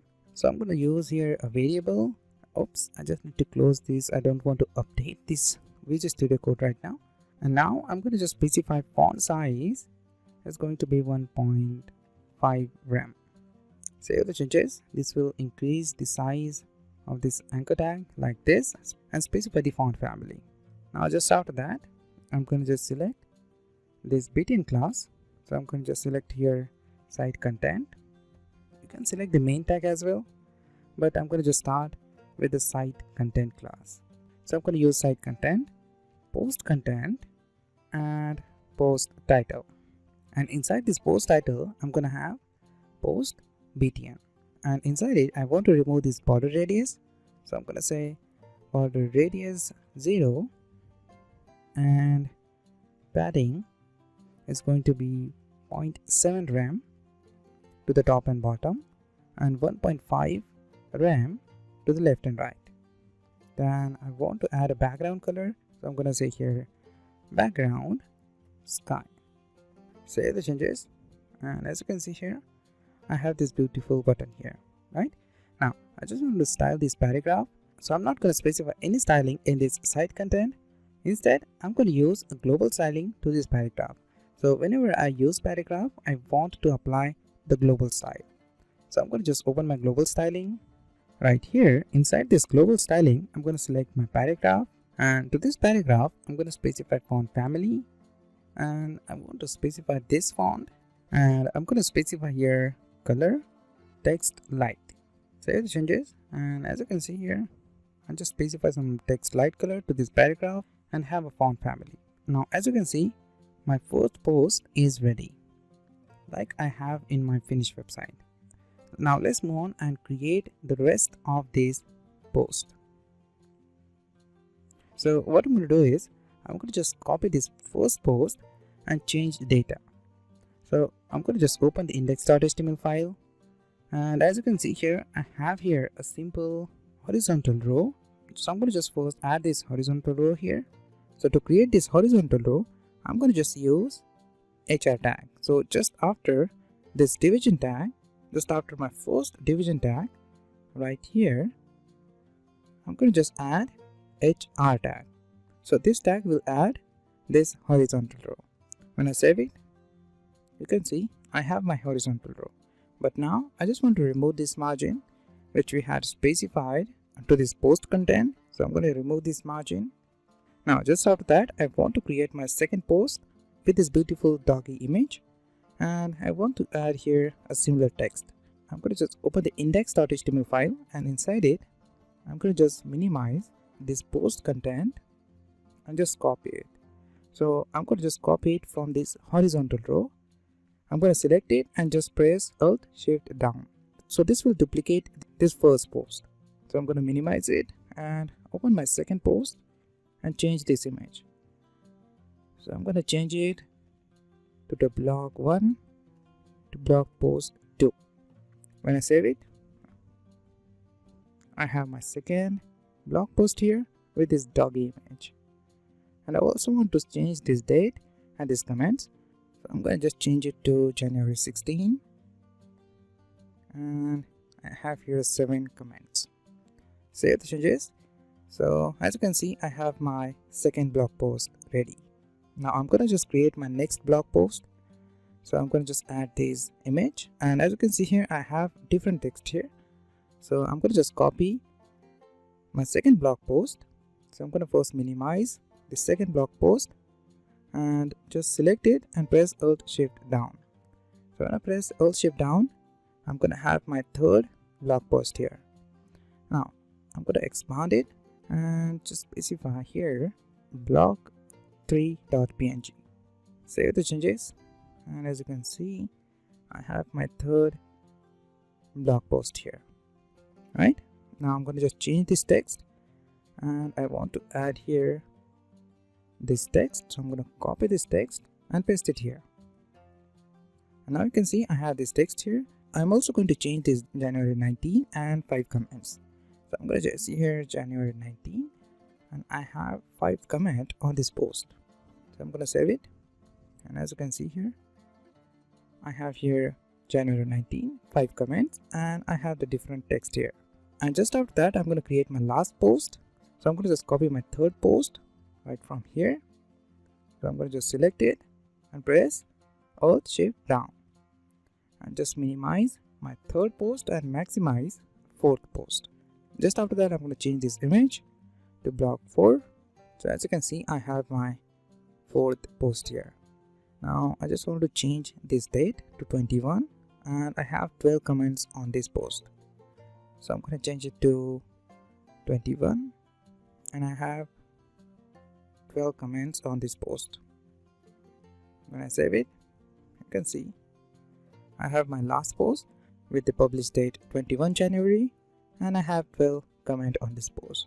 Now just after that, at the last post, I don't want to add this horizontal row. So I'm going to remove it. So I'm going to first minimize this fourth post and remove this horizontal row. Right? Now as you can see here, the blog post is ready.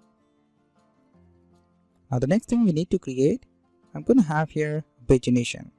Now to create this pagination, I'm going to first open my site content class, and inside it I'm going to have my post. I'm going to just have here, just after my last post, I'm going to create here another div with the class pagination, and inside this pagination I'm going to have my page numbers. So I'm going to first add here anchor tag, and to this anchor tag I'm going to add an icon. So I'm going to just add this icon here. So I'm going to just say here I tag and add an icon class. I have this icon right here. Now just after that I'm going to just copy this anchor tag and duplicate it and just change this left to right. So as you can see, I have this left and right icon down here, and now I just wanted to add my pages. So I'm going to add anchor tag and just specify here first page, duplicate it, specify my second page, duplicate it, and specify my third page, right? Save the changes. As you can see here, I have my first, second and third page. Now just after that, I just want to style this pagination. So I'm going to open style.css file, and inside it I'm going to style it. So in the style.css file, right here in the site content, I'm going to select this pagination. So I'm going to first select the site content class, and inside it I have pagination class. And to this pagination I'm going to specify justify content center. But before I specify this property, I need to initialize this pagination as a flex container. So to do that, I'm going to just specify here in the index.html file, I'm going to just specify here flex row class. Just after that, I'm going to save the changes and open the style.css. I'm going to specify here color text gray, and margin is going to be 4 to the top and bottom and 0 for the left and right. Save the changes, and you can see here I have my pagination at the center because I just use here justify content center. Now just after that, I'm going to select these anchor tags. So to select it, I'm going to first select the site content, then select the pagination, and then select the anchor tag. And to this anchor tag, I'm going to specify padding 0.6 rem to the top and bottom, 0.9 rem to the left and right. Then I'm going to specify border radius 2 rem, and margin is going to be 0 for the top and bottom and 0.3 for the left and right. Just after that, I'm going to specify font family, which is this. When I save the changes, you can see here I just specify some margin to this element and have a font family. Now just after that, I just wanted to specify this background color to these pages. So I'm going to first specify a class to it. So to these pages, I'm going to specify class pages, and I'm going to copy this class and specify to my second page and specify to my third page. Oops, I think I forgot the C here, like this. Save the changes, and just after that, open the style.css file, and I'm going to first select the site content, then select the pagination, and I'm going to select the page class. And to this page class, I want to specify background color text gray, and color is going to be white. When I save the changes, I'm going to have here a simple background color to my pages. Oops, I think I forgot something. Page, yeah, here pages. I just need to change here page to pages. Save the changes. As you can see, I have a background color to my pages, right?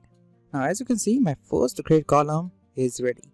Now let's move on to the next column, and in this column I'm gonna have this simple sidebar, and in this sidebar I'm gonna first create this category, then I'm gonna create this popular post, and then I'm gonna have here newsletter and the popular tags. Now let's see how to create this beautiful sidebar. So I'm going to just open my website, and as you know, I have a grid column here for the sidebar, and I'm going to just open my index.html file, and inside it I have my sidebar section. So instead, using this h1 heading tag, I'm going to create first this category section. So to create this category section, I'm going to first add the division tag with the class category, and to this category I'm going to first create h2 heading tag with the class category. And just after this h2 heading tag, I'm going to have UL tag with the class category list. And inside this UL tag, I'm going to create my li tag and specify class list items. And inside this li tag, I'm going to have my anchor tag. I'm going to first specify my category. So the first category is software. So I'm going to say here software and save the changes. Now when I save it, you can see I have this category. Now I'm going to create my second, third, fourth and fifth category. Now I just want to create this number. So I'm going to just open my index.html file, and just after this anchor tag, I'm going to create a span tag and specify here a number. So I'm going to first specify 0.5. Save the changes. And now as you can see, I have this number here. Now I'm going to just create here category items. So I'm going to just copy this li tag and just duplicate it. So I'm going to press Alt Shift down. So this will duplicate this li tag. And I'm going to create my second category, which is technology.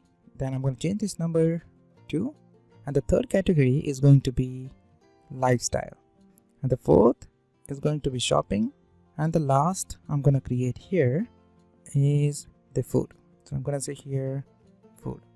I also want to change this number, so I'm going to change it here 7. I'm going to change it to 1 and change this font 8.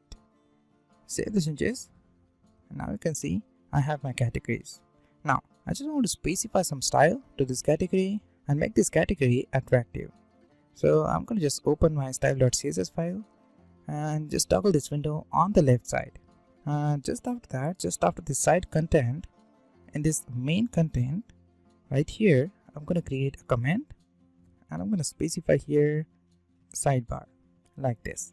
Just copy this comment, paste it down here and just close it. And I'm going to specify styling to my sidebar inside this command. Now to select the sidebar, I'm going to use site content class, because inside the site content I have this sidebar class. So I'm going to select the sidebar. So I'm going to say here sidebar, and once I select it, I'm going to select category list. So I'm going to just say here category list. So I'm going to select this class here, this one, which I specified to this URL tag. Inside to this category list, I'm going to specify font family and specify a font family to this category list.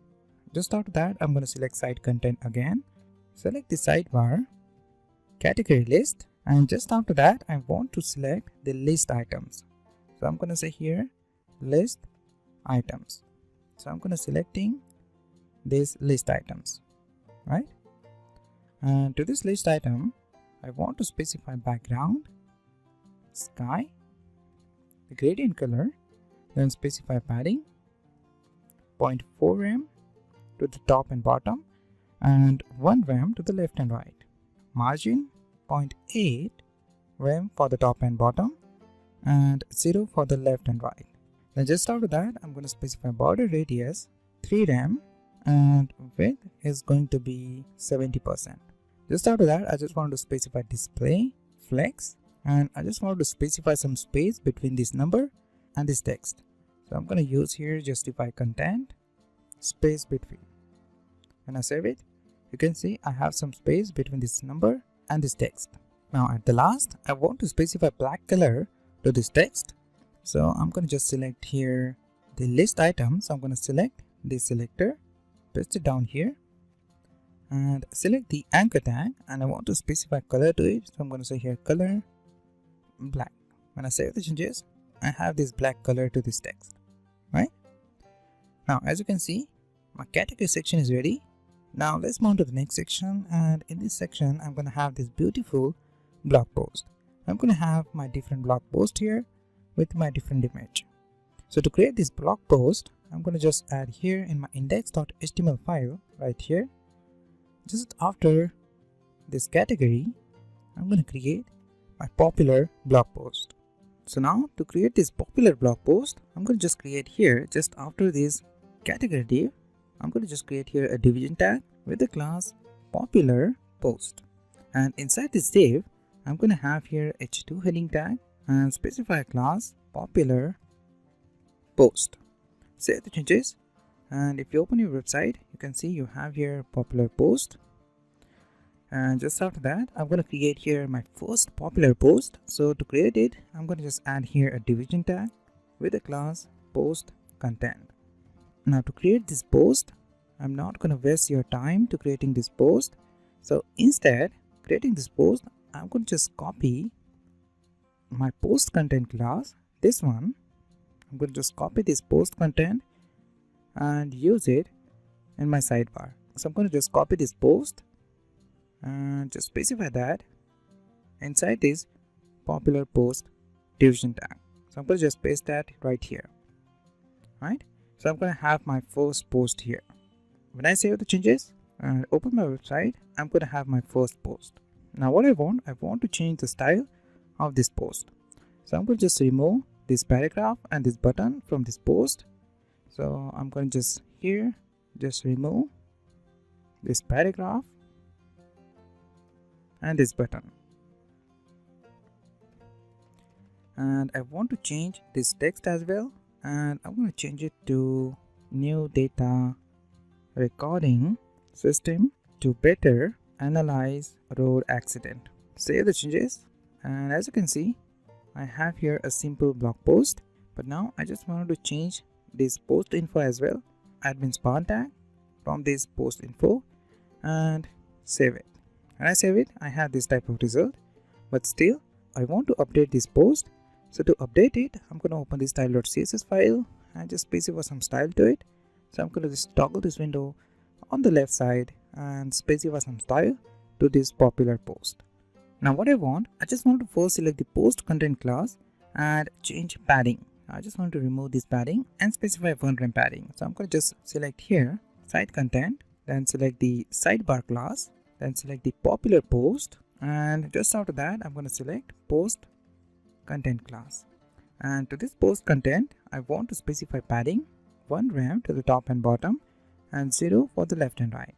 And just after that, I'm going to select site content, then select the sidebar, and I want to select popular post H2 heading tag, and I want to specify padding top 8 rem. So I'm going to just specify some padding to this popular post.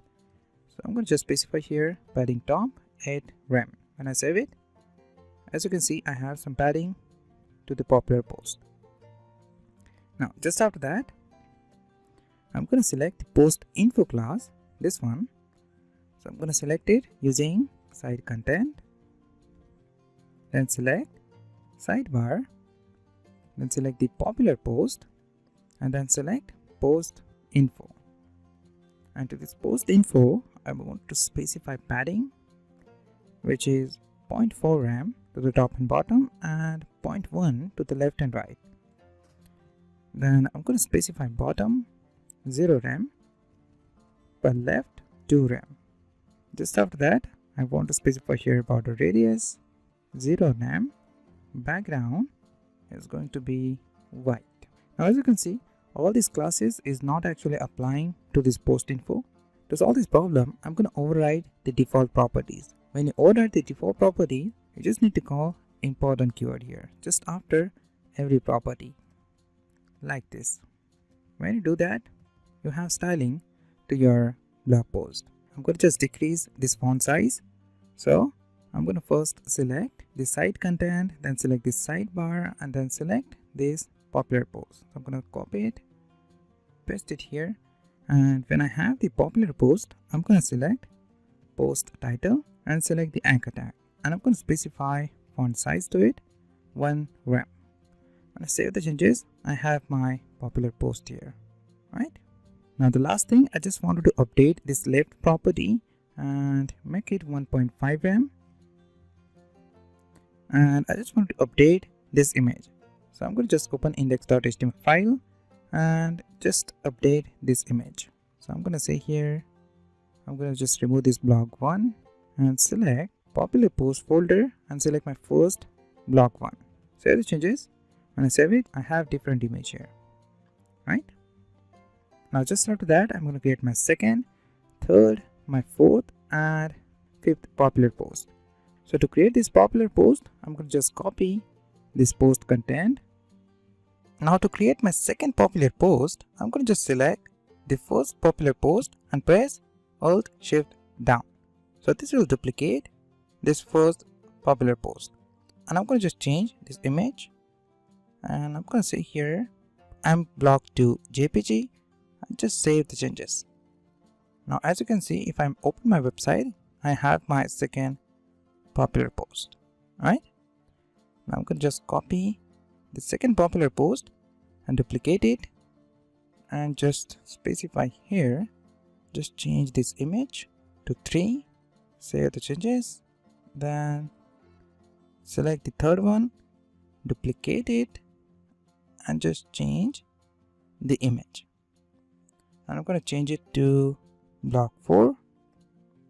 I'm going to copy the popular content tag again, paste it down here and just change this image. And I'm going to change it to blog 5. Save the changes. When I save it, as you can see, I have my 5 popular posts here, right? As simple as that. The popular post section is now completed. Now let's move on to the next section, and in this section, as you can see, I have a simple newsletter. Now to create this newsletter section, I'm going to just add here, just after this closing popular post tag right here, I'm going to just create another div with the class newsletter. And inside this division tag, I'm going to add h2 heading tag and want to specify text newsletter. Save the changes. And as you can see in my website, I have the newsletter text here. And just after that, just after this h2 heading tag, I'm going to add division tag with the class form element. You can name this class anything, and I'm going to name it form element. And inside this division tag, I'm going to have input tag. So I'm going to add here input, type text, and I want to add here class, which is input element, and I want to specify placeholder to this input tag, and I'm going to name it email. When I save the changes, I have here an input tag with a placeholder email. Now just after this input tag, I'm going to just create here a button with a class btn and form btn. So as you know, I already have styling to this btn class, and I'm going to specify custom styling using this form btn class. And I want to specify here subscribe, right? Now once you create this btn subscribe button, don't forget to subscribe this channel.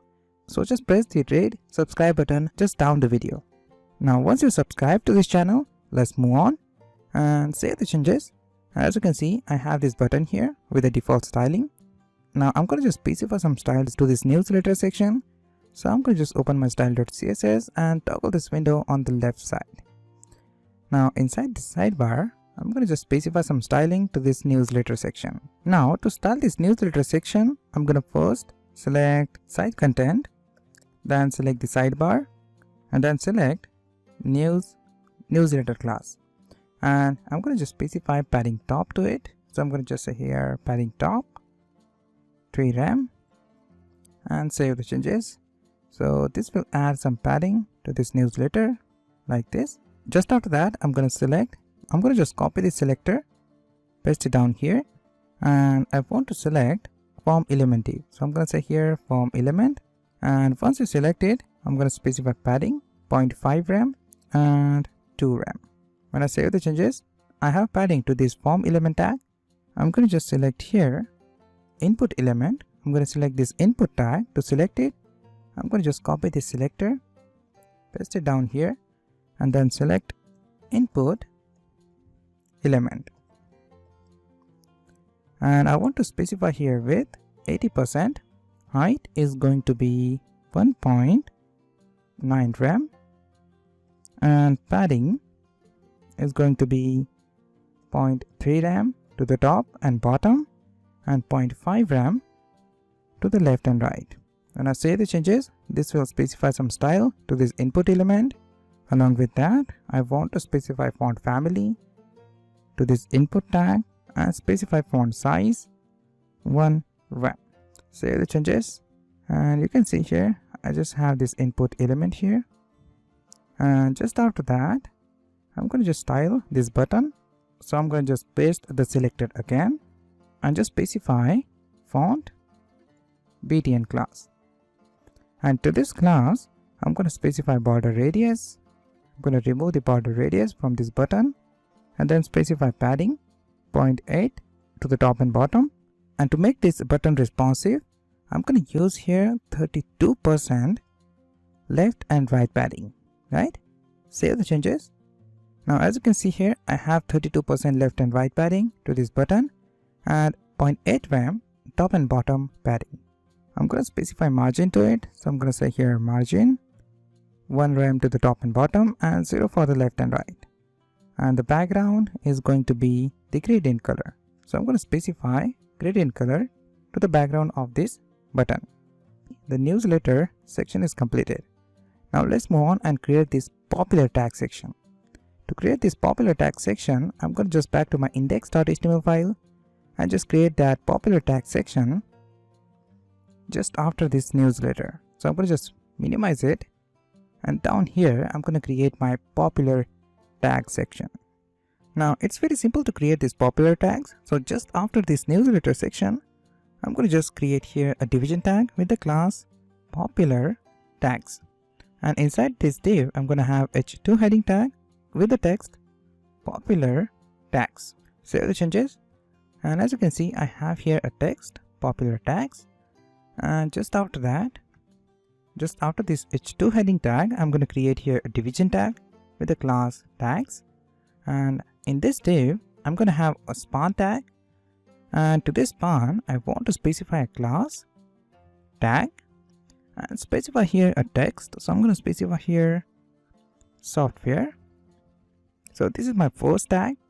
Then I'm going to duplicate the span tags. So I'm going to press Alt Shift down to duplicate these lines and just change the tags. So I'm going to change it to technology, change this software to travel, change this tag to illustration, change this software to design, change this software tag to lifestyle, and this became love, and the last is going to be the project.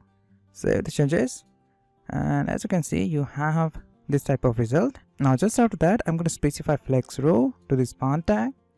So I'm going to specify this class flex row, and just after that, I want to style this span tag. So I'm going to open style.css. Inside it, right here, I'm going to style this popular tags. Now before I specify any style to this popular tag, I'm going to add some top padding to this newsletter. So I'm going to just specify here to this newsletter, I'm going to specify padding top 10 rem. And just after that, so to style these popular tags, I'm going to just create here, I'm going to first select the site content class and then select the sidebar, and I'm going to select the popular tags, and I want to add padding top to these popular tags. So I'm going to specify padding top to the top and bottom. I'm going to specify 4 rem and 0 for the left and right. Save the changes. So this will add some top and bottom padding to these popular tags. Oops, I think I've missed something here. Yeah, here the spelling, I think the popular tags, I misspelled this class here. I used to do this type of mistake. So I'm going to just solve this problem, and in the style.css, so as you can see, I have some space here, right? Just after that, I just want to increase the space to 5 rem. Now just after that, I'm going to just select this popular tags again. So I'm going to just copy this selector, paste it down here, and I want to select tags and select the tag class. Inside this tag class, I'm going to specify background image. I'm going to specify background sky. So I'm going to specify this background gradient color to these tags, right? And just after that, I'm going to specify here padding 0.4 to the top and bottom and 1 for the left and right. Save the changes. As you can see here, I have my tags, and I'm going to specify here border radius 3 rem, and I want to add margin to these tags. So I'm going to specify margin 0.4 rem to top and bottom and 0.6 rem to the left and right. Save the changes. You have your popular tags here, right? As simple as that. I just specify the gradient color to the background of these tags, then specify some margin and just specify border radius property. If you want, you can increase this height as well. And now you can see your sidebar is now ready, right? Now the sidebar is completely ready now. Now as you can see, the 80% work is done. Now the next thing, I'm gonna add here a simple footer. So in the next lecture, we will understand how to create this beautiful footer, as well as we're gonna understand how to create this button to scroll up to your website. So when you click on this button, this will scroll up to the top. Now in the next lecture, we will see how to do it. Now since we started this tutorial, we've been working on different sections. We have created this beautiful navigation, then work on the site title where we have this beautiful button, this background image, and then we started creating this beautiful oval carousel. In this carousel, we have these amazing cards which can navigate, and then we worked on this beautiful blog post with the title, paragraph, and created this amazing sidebar. In the sidebar, we have categories, popular post, then we have the newsletter and the popular tags. And the last, I have this last post and the pagination. Now this is not the end of this website. To complete this website, we are going to create footer for this website. If I open my finished website, you can see here I have this beautiful footer for this website, which you can use anywhere in your any website. So I'm going to just create this beautiful footer. So I'm going to just start with a simple index.html file. Now if you take a look at this main tag, so here we completed the main section of this website and we are moving to create the footer of this website. So we are not going to put the footer inside this main content. So instead, I'm going to create a new tag here.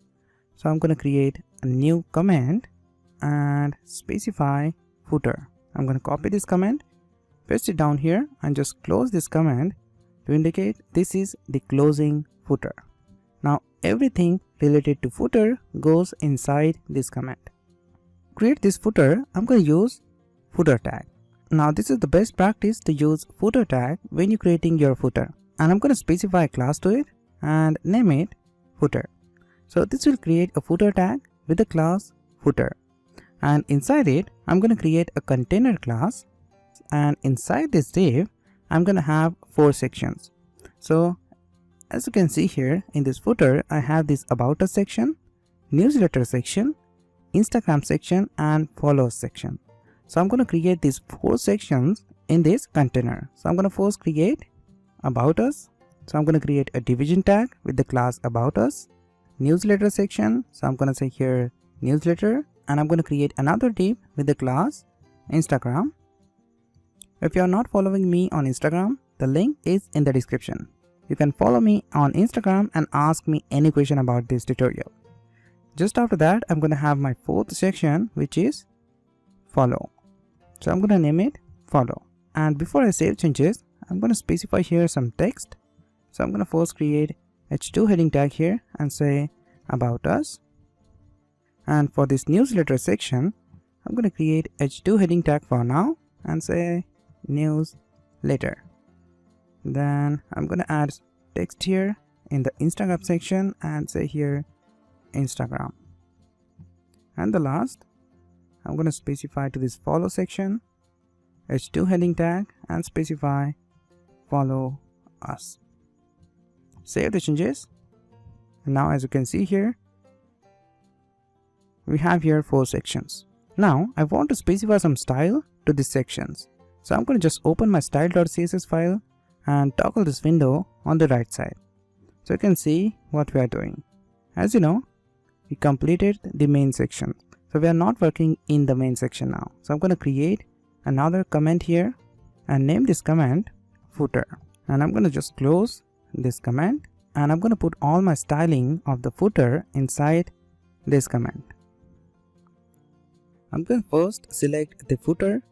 So in the footer section right here, I'm going to first select the footer tag and select footer class. And I'm going to first specify height to this footer 100%, then specify background and I'm going to call here bg color variable. When I save the changes, I'm going to have black background to this footer. Now just after that, I'm going to specify position relative. Just after that, I want to select the container. So I'm going to say here footer and select the footer class, and I'm going to select container. And to this container, I'm going to specify display grid. I'm going to initialize this container as a grid container. And inside this grid container, we know that I have 4 sections. So I'm going to create here 4 columns. To create 4 columns, I'm going to use grid template columns. Using this property, I'm going to create 4 sections in the same row. I'm going to specify equal width to my every column. I'm going to just specify here 25%. I'm going to specify 25% for the first column, 25% for the second, 25% for the third, and 25% for the fourth. So if you calculate these numbers, you are going to get your 100% width. But to simplify this work, you can also specify here, instead specifying this 25%, you can just say here 1 FR. It means it takes the equal width of the viewport. So I'm going to just change this 25% to 1 FR. So now all this column has equal width. But now you can simplify this sentence as well. So I'm going to just get rid of this sentence and call repeat method. I want to specify my first parameter, so I'm going to say here 4. So I want to create 4 columns, so I'm going to specify my first parameter 4 because I want to create 4 columns. If you wanted to create 2 columns, you can specify 2 here. But for now, I want to create 4 columns, so I'm going to specify 4 here. And now the next parameter you want to specify to this repeat method is the width of the column. I want to specify equal width to my all columns. So I'm going to specify 1 FR. Now when you save the changes, as you can see, you have here 4 columns with equal width. Now this is actually very simple to create 4 columns. Just after this container, I'm going to just select footer again, then select the footer class, and then select the container. And I want to select all the descendant div. So I'm going to say here div and specify flex grow 1, flex basis 0, and padding 3 rem to the top and bottom, and 0.9 to the left and right. Save the changes, and as you can see, you have some space to your footer, right? Using this flex grow property, we are going to specify how much the item will grow relative to the rest of the flexible items inside the same container. So that is why I use here flex grow 1. As you can see, we also use here a flex basis. This property used to specify initial width of the flexible items. So we use this property for that. And as you know, we just specify the top and bottom and left and right padding to the footer. Now just after that, I'm going to just maximize this window and just create my about us sections and then move on. Now let's create this about us section where we have this h2 heading tag and the paragraph. So I'm going to just specify here h2 heading tag. I have this h2 heading tag, so I'm going to just specify here about us. So I'm going to specify here text about us, then create a paragraph and specify demo text here. So I'm going to say lorem 20. So this will put 20 demo text in this paragraph. Save the changes, and if you open your website, you can see you have here anchor tag with the demo text. Now I just want to change the color of this h2 heading tag. So I'm going to open the style.css, and right here I'm going to specify footer, then select the footer tag and specify container, and then I'm going to select this about us, and then I'm going to select h2 heading tag, and I want to specify color white. So I'm going to select this variable. When I save the changes, you can see I have my about us section ready. Now just after that, I'm going to just create my next newsletter sections. So I'm going to just open the index.html file, and in the newsletter section, I'm going to create this text. Then I'm going to create this input tag and this button. So to create it, I'm going to just open my index.html file, and here in this newsletter section, I'm going to first add a paragraph and specify text stay update with our latest. And just after this paragraph, I'm going to have form element div. So So I'm going to create a division tag with the class form element, and inside it I'm going to create input tag and specify here placeholder email, and just after this input tag I'm going to create span tag, and inside the span tag I'm going to have this icon. So I'm going to just specify here icon and specify class to it. So once I have this icon, I'm going to just save the changes, and you can see here I have this input tag with this icon. So I'm going to style it. So I'm going to open this style.css and toggle the window on the right side and just style this newsletter just after this about us section. Now to style this section, I'm going to first select the footer tag, then select the footer class, and then select newsletter section. Once I select the newsletter section, I'm going to select the form element class and specify background black, and I want to initialize this element as inline block. So I'm going to say here display inline block. Save the changes, and just after that, once I initialize it as an inline block, so I'm going to select footer, select the footer class, then select the newsletter section, and then select form element and select the input tag. And to this input tag, I'm going to first specify padding, and the padding is going to be 0.5 rem and 0.7 rem. Save the changes. This will add some top and bottom and left and right padding to this input tag. Just after that, I want to remove this border and make this input tag transparent. So I'm going to specify border none. So I'm going to remove the border and specify background transparent. I'm going to specify color white to the text, and font family is going to be Joseph. Just after that, I want to specify font size 1 rem and save the changes. Now as you can see, I just remove the border, specify transparent color, and just change the font family and specify font size to it. And the last, I'm going to specify with 74%. To make this input tag responsive, I'm going to use percentage unit here. Now I just wanted to create this button. So I'm going to just style this button. So as you know, we just created this button using a span tag. So I'm going to first select footer, then select the footer class, and then select newsletter, select the form element, and then select span tag.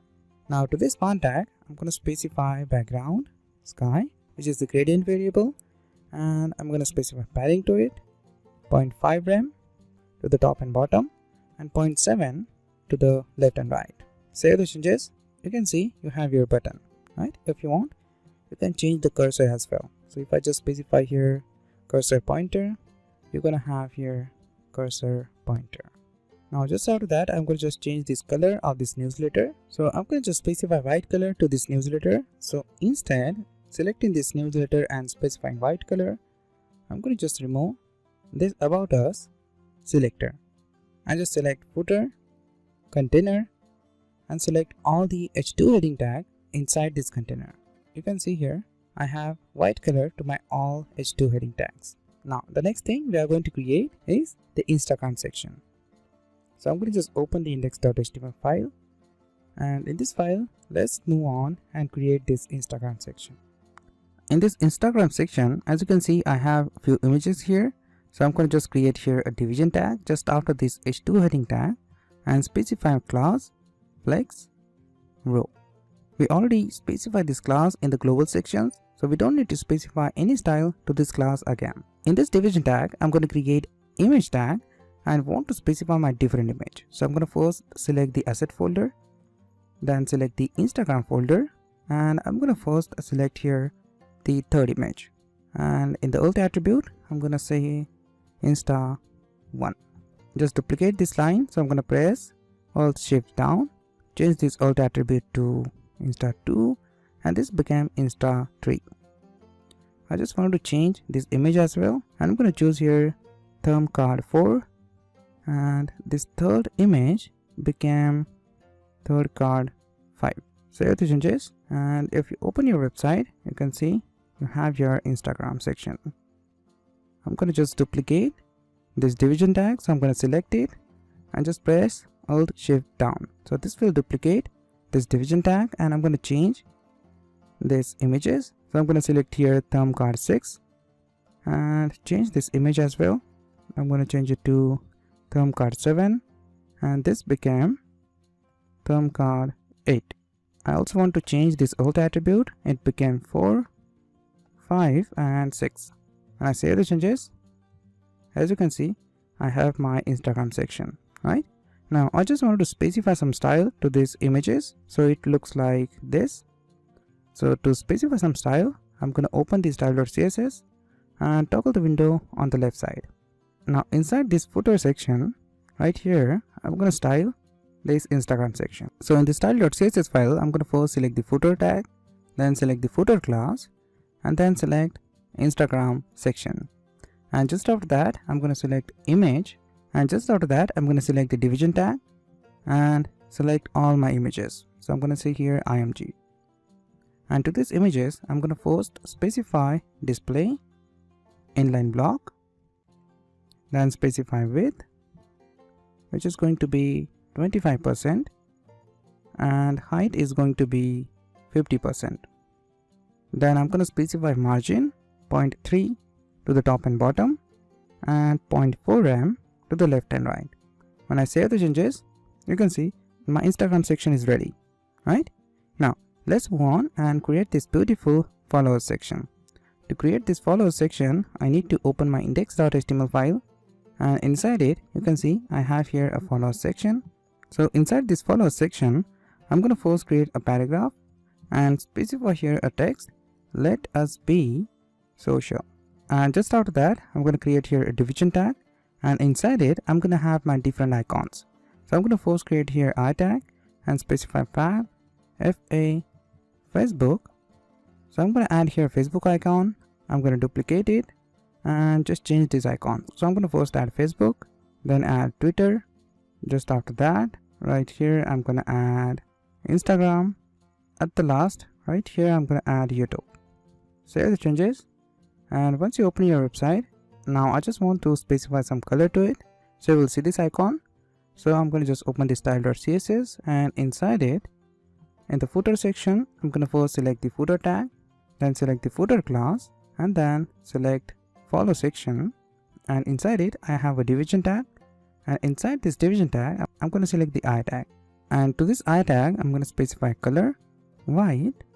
I want to specify some padding, so I'm going to say here padding 0 for the top and bottom and 0.4 rem for the left and right. When I save the changes, you can see here I have just changed the color of this icon and have some padding. Now as you can see, the navigation is almost completed. Now the last thing, we need to create this copyright section and this beautiful button. So let me just explain what is the benefit of this button. Now if you scroll down and you reach at the footer and you want to scroll up at the top, you just need to click on this button. When you click on it, you can see you are automatically scroll up at the top of your website, right? I'm going to add this button at the bottom in the footer section, but first I'm going to create copyright section. So in the index.html, I'm going to just create this copyright section just after this division tags, and before this closing footer tag, I'm going to create a division tag with the class rights, and along with that I also want to add here flex row class. Now inside this div, I'm going to have h4 heading tag, and I'm going to specify class to it, which is text gray. Using this class, I'm going to change the color of this text, and inside this h4 heading level element, I'm going to add text here. So I'm going to just copy this text and paste it inside this h4 heading tag. Now I'm going to just get rid of this daily tuition channel text right from here and put that in the anchor tag. So I'm going to create anchor tag here, and in the href attribute, I'm going to just specify my YouTube channel link. So I'm going to say here www.youtube.com, specify my channel link, daily tuition. And just after that, I just wanted to say here target blank. So I want to open this link in the new tab. So I'm going to just say here target blank, and inside this anchor tag, I'm going to specify daily tuition channel.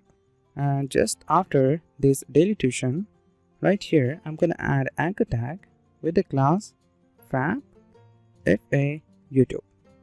So as you know, here I have this YouTube icon, right? So when I open my website, you can see I have here a text with this YouTube icon. Now just after that, I just want to style this copyright section. So I'm going to open the style.css, and right here inside the style.css file, just before this closing footer, I'm going to first select the footer tag, then select the footer class, and then select rights. And to this rights, I'm going to specify justify content, center, and font family is going to be Josephine. When I save the changes, as you can see, I have my copyright text at the center of this document and just change my font family. And I want to change the color of this link, so I'm going to first select the footer tag, then select the footer class, select the rights, and then select H4 heading tag and select the anchor tag, and just change the color and make them white. So I'm going to specify here white. Save the changes, and now you can see here I just changed the color of this link. Now as you can see, your footer is now completely ready. But now we only need to create this beautiful button here. Now to create this button, I'm going to just simply open my index.html file, and inside it I'm going to create this button. Now to create this button, I'm going to just create here, just after this division tag, right here I'm going to create another div with the class move up, and in this div I'm going to just specify span tag and add an icon. So I'm going to add add tag with the class fast fa arrow circle up, and just after that I want to increase the size of this icon, so I'm going to use fa to x class. So we have this class in the font awesome website, so I'm going to specify this class here and save the changes. Now if you open your website, you can see you have this icon right here. You're not going to see it because the color of this icon and the background color is same, but when I specify style to it, you're going to see it. So I'm going to just open the style.css and toggle this window on the left side, and in this footer section I'm going to specify style to it. So here I'm going to first select the footer, then select the footer class, and I'm going to select move up class, and to this class I'm going to specify position absolute, then specify right 6%, top is going to be 50%. When I save the changes, I have this button over here. Now when I specify color to it, you will see the button. So I'm going to specify color to it. So I'm going to first select the footer class, then select the move up class, and then select the span tag. And to this span tag, I'm going to specify color midnight. Save the changes, and when I save it, you can see here I have this button, right? Now I want to create hover effect on this button, so I'm going to select this span tag again. So I'm going to just copy this selector, paste it down here, and just create hover effect on it, and want to change this color of this icon. So I'm going to specify color white and change the cursor as well to pointer. When I save the changes, you can see here, I'm going to change the color of this icon when I hover on it. Now the last thing, we need to add functionality to this icon. So when I click on this icon, I want to scroll up at the top, right, like this. So in the finished website, when I click on this icon, I'm going to scroll up at the top. To add this functionality, I'm going to just open my main.js file, and inside it I want to add some code. Now in this main.js file, I'm going to first create here a command and just say click to scroll top, and I'm going to call here jQuery object, and in the single quote I'm going to call move up class to select the move up element, then select this span tag to select this icon. Just after that, I want to call here click event to this icon, so I'm going to just say here click, and in the parenthesis I'm going to call the handler function. So I'm going to say here function and just specify the body of this function. Now when I click on this button, I want to scroll at the top of this document. So I'm going to just select this document. The simple way to select this document is using the jQuery object. Just call it, and in the single quote select HTML and the body, and to this body I'm going to call animate method, and I'm going to specify property scroll top, and I'm going to initialize this property 0. And just after that, I'm going to specify the duration for this animation.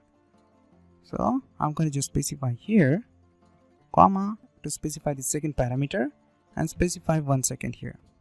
Specify the semicolon to end of the statement, save the changes, and that's done. And now when I click on this button, I'm going to scroll at the top, right? You can change this duration as well. If I specify here 3 seconds, it takes 3 seconds to scroll up. When I click on this button, this will take 3 seconds to scroll up, right? So I'm going to just specify here 1 second. And now you can see your website is completely ready. Isn't it great?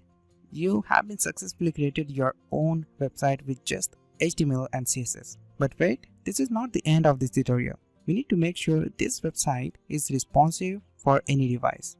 If this website is not responsive, then it is worthless.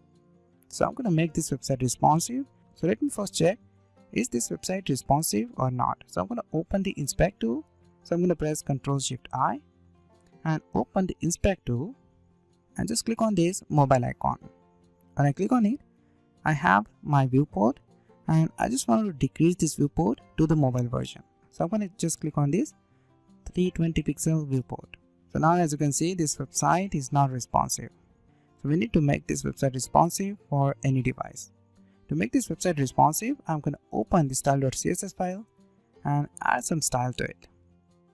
Now as you know, you can see here this website is not responsive. Now I just want to make this website responsive. So the very first thing, I'm going to make this website responsive. Now the very first thing, you need to first make oval carousel responsive. So I'm going to first make this oval carousel responsive and then move to the next section. So I'm going to just make this oval carousel responsive. So it's very easy to make this responsive.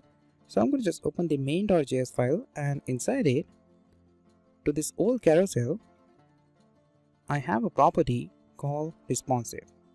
I'm going to use that property to make this oval carousel responsive. So I'm going to just add here a property responsive, and to this property I'm going to specify an object. Now I'm not going to specify here an object. Instead, I'm going to create an object and specify that variable name right here. So I'm going to create responsive object. So I'm going to specify that object here and just create this variable at the top right here.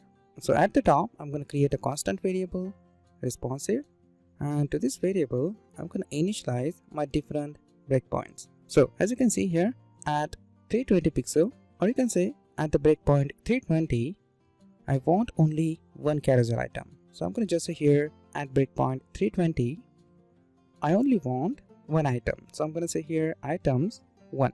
Save the changes, and now if you open the website, you can see you have only one carousel item, right? Now let's increase the size of this viewport. And now what I want, when viewport is equal to 560 pixel, I want to add here 2 carousel items. So I'm going to specify here comma and then just say if the viewport is equal to 560 pixel, I want 2 items. So I'm going to say here items 2. When I save the changes, you can see I have here 2 items, right?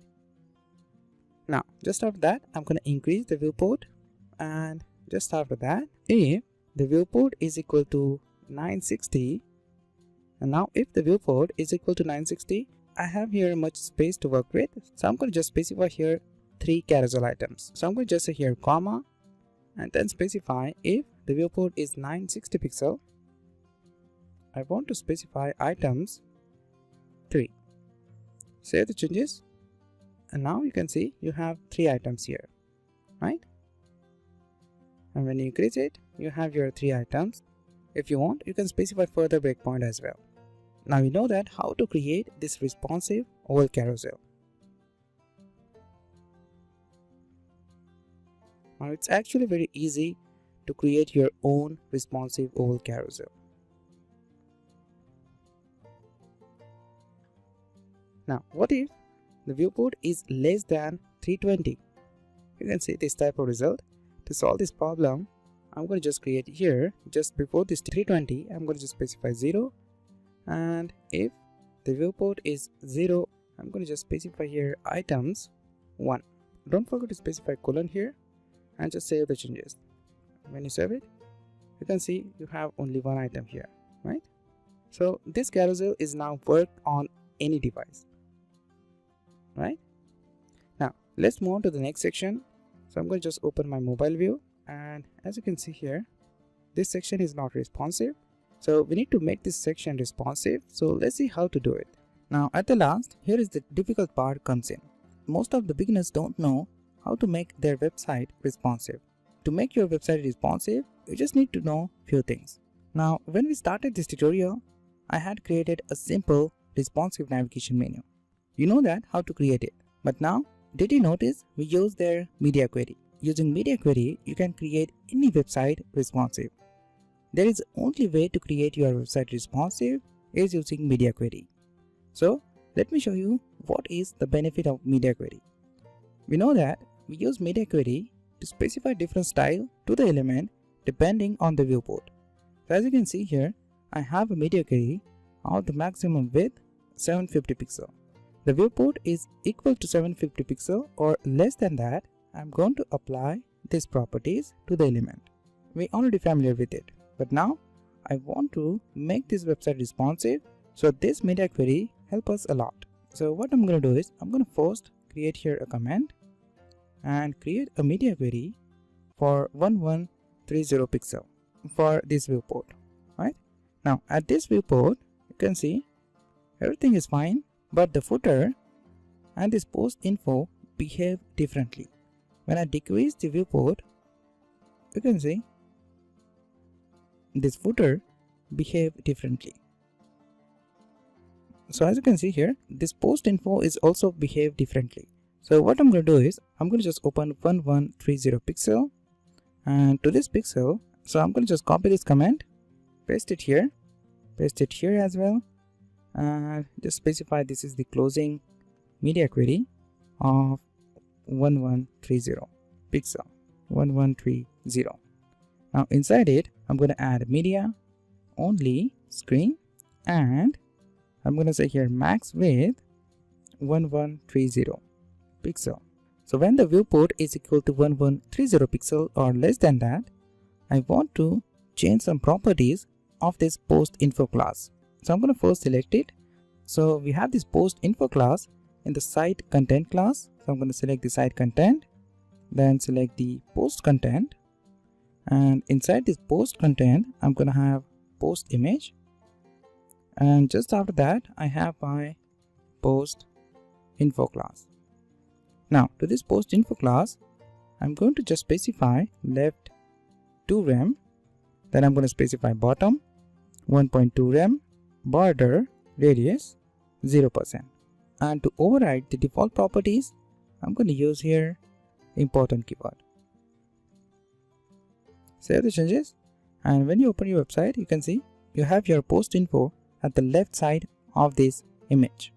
When you increase the size of this viewport, right, you have your post info at the center of this image, and when the viewport is less than 1130, you have your post info at the left side of this image.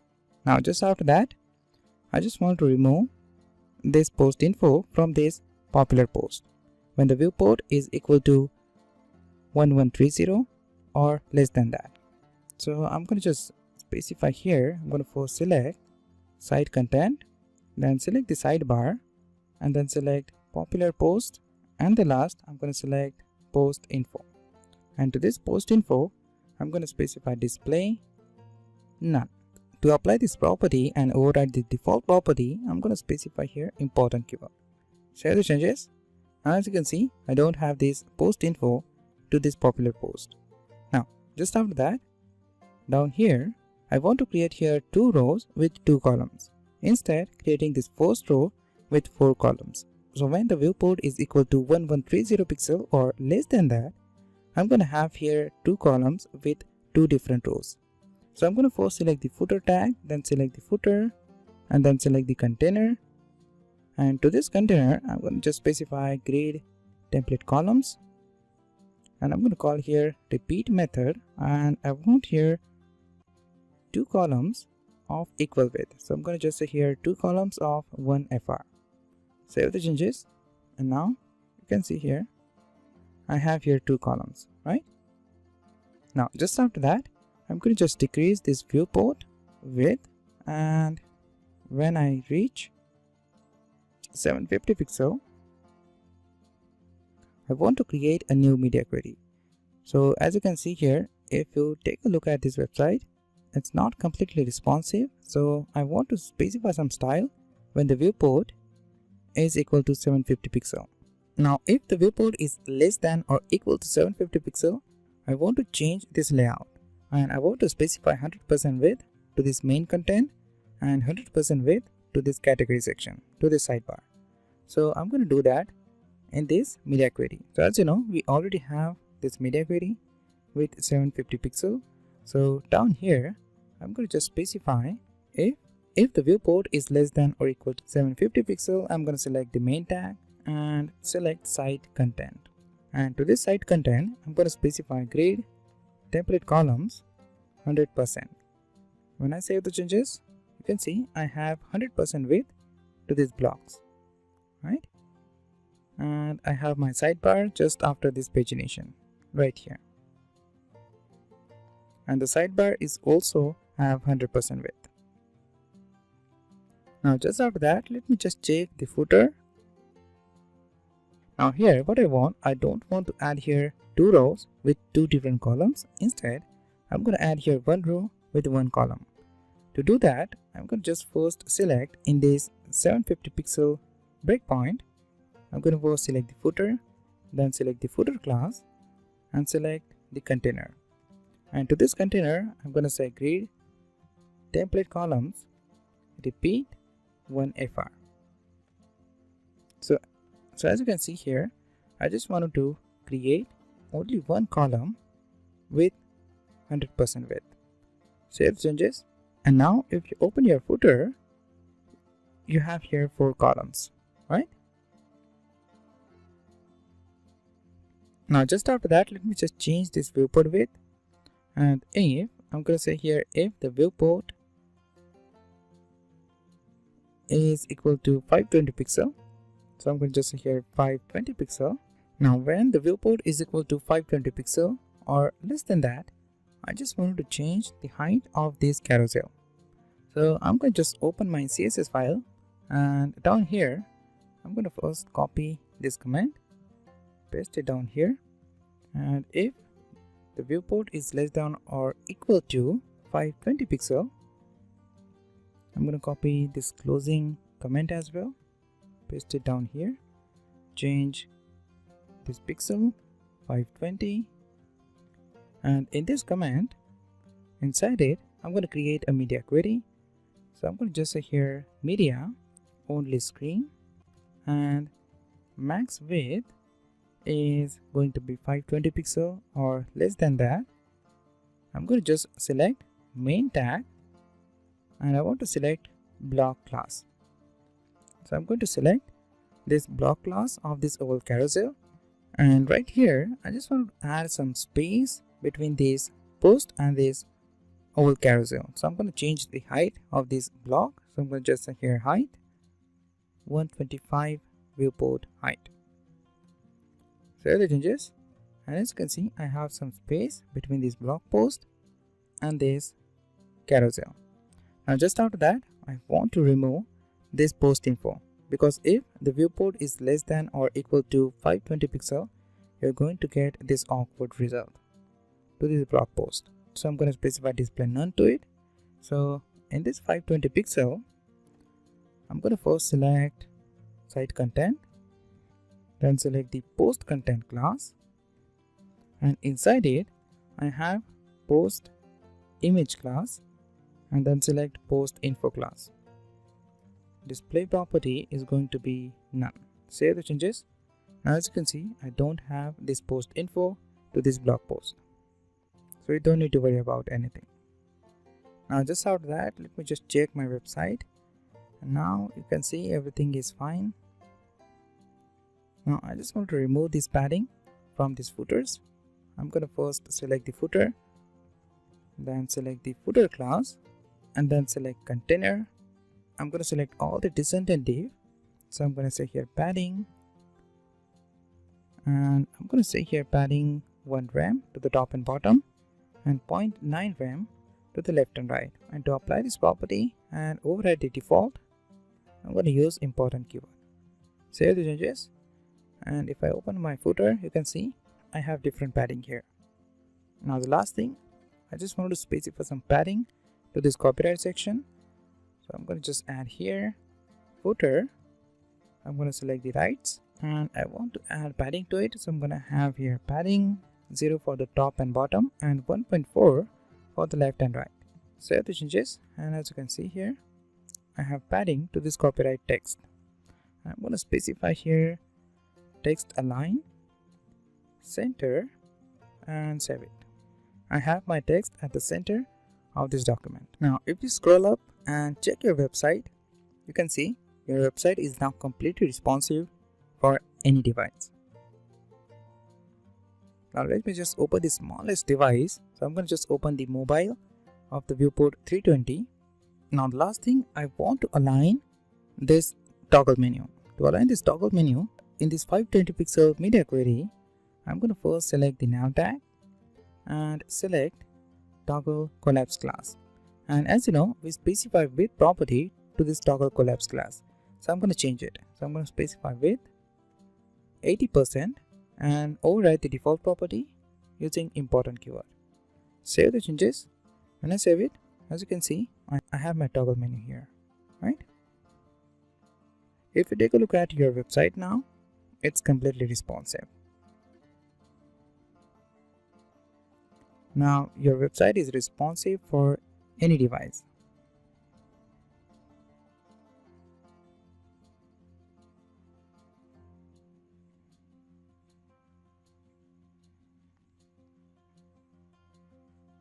Now let me just check this website is responsive for tablet or not. So if I just open the tablet view, you can see website is responsive for tablet as well.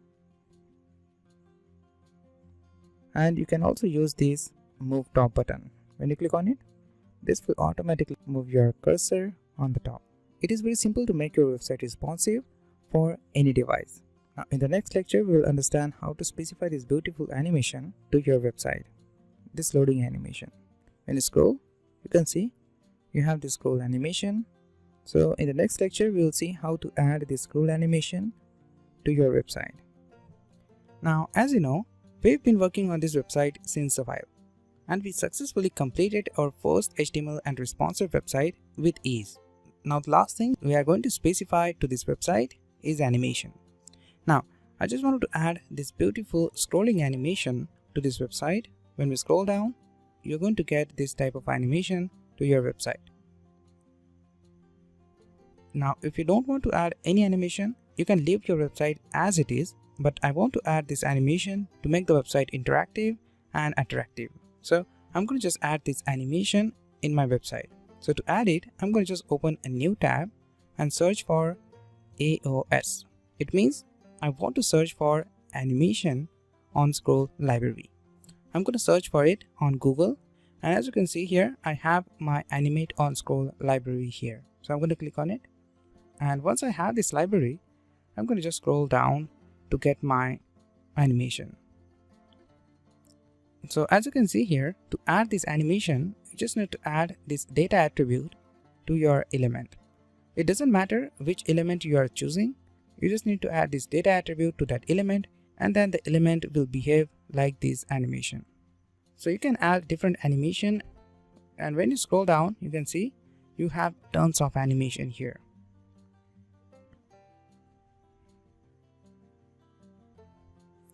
Now I'm going to use some of them in my website.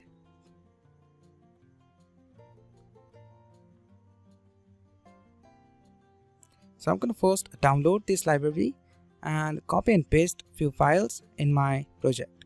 So I'm going to just download this library from this download button. So when I click on this download button, I'm going to get a zip file of this library. I already downloaded it, so I'm not going to download it again. So I'm going to just open the file. Now as you can see, I have this animation on scroll library file right here. So I'm going to just extract it. So I'm going to just right click here and say extract here. So once I have this file in the folder, I'm going to just open this folder, and in this folder you just need to open the dict folder and just use these two files to add animation to your element. So this is your CSS file and this is your JavaScript file. So I'm going to just copy both these files at the same time. I'm going to press Ctrl C to copy this file and paste it inside my project directory inside the CSS folder. So as you can see here, I'm in my root directory of my project, and inside it I'm going to select my CSS folder and open it and paste both these files in this folder. And I just wanted to change the path of this JS file and copy and paste this file inside the JavaScript folder. So I'm going to cut it right from here, paste that inside this JavaScript folder. So I'm going to just include this file in the HTML so I can use this data attribute to add animation to my element. So I'm going to just open my index.html file, and at the top I'm going to just first add here, just after this oval carousel, I'm going to create a comment here and just specify animation on scroll library. And inside the head section, I'm going to add link tag, and to the href attribute, I'm going to specify the CSS folder and specify animation on scroll CSS file here. Just after that, I'm going to just copy this command, and down here, just before this custom JavaScript file, I'm going to just put that command and change this animation on scroll JS library. And here I'm going to add a script tag with the source attribute to add JavaScript file, then locate the JavaScript folder and add the animation on scroll JS file here. Right now, once we have both this file, just save the document, and now you can add any animation to your any HTML element. So I'm going to start from the main section of this website. And so we'll start with this main site title section, and to this section I'm going to add this beautiful side up animation. So when you scroll down, you're going to get this type of fade up animation to your title. So I'm going to add this fade up animation to the site title. So I'm going to first select this division tag, site background division tag, and to this division tag I'm going to specify attribute data AOS. So I just wanted to add here this fade up animation. So I'm going to just add here fade up. Just save the changes and execute your application. Now when you execute it, where is your site content gone? This has happened because you did not initialize the animation in the main.js file. So before you specify any animation to your any element, you need to first create an instance of animation on scroll library. So you just need to first open main.js file, and down here I'm going to just create an instance of animation on scroll. So I'm going to just say here animation on scroll instance, and here to create an instance you just need to call animation on scroll and call a method init, and then specify parentheses. Save the changes, and when I save the changes, you can see you have your title section, and when you reload the browser, you're going to get this beautiful animation to your site title section. I'm going to just back to my index.html file, and I want to execute this animation after 10 milliseconds. So I'm going to do that as well using a data attribute called data animation on scroll delay.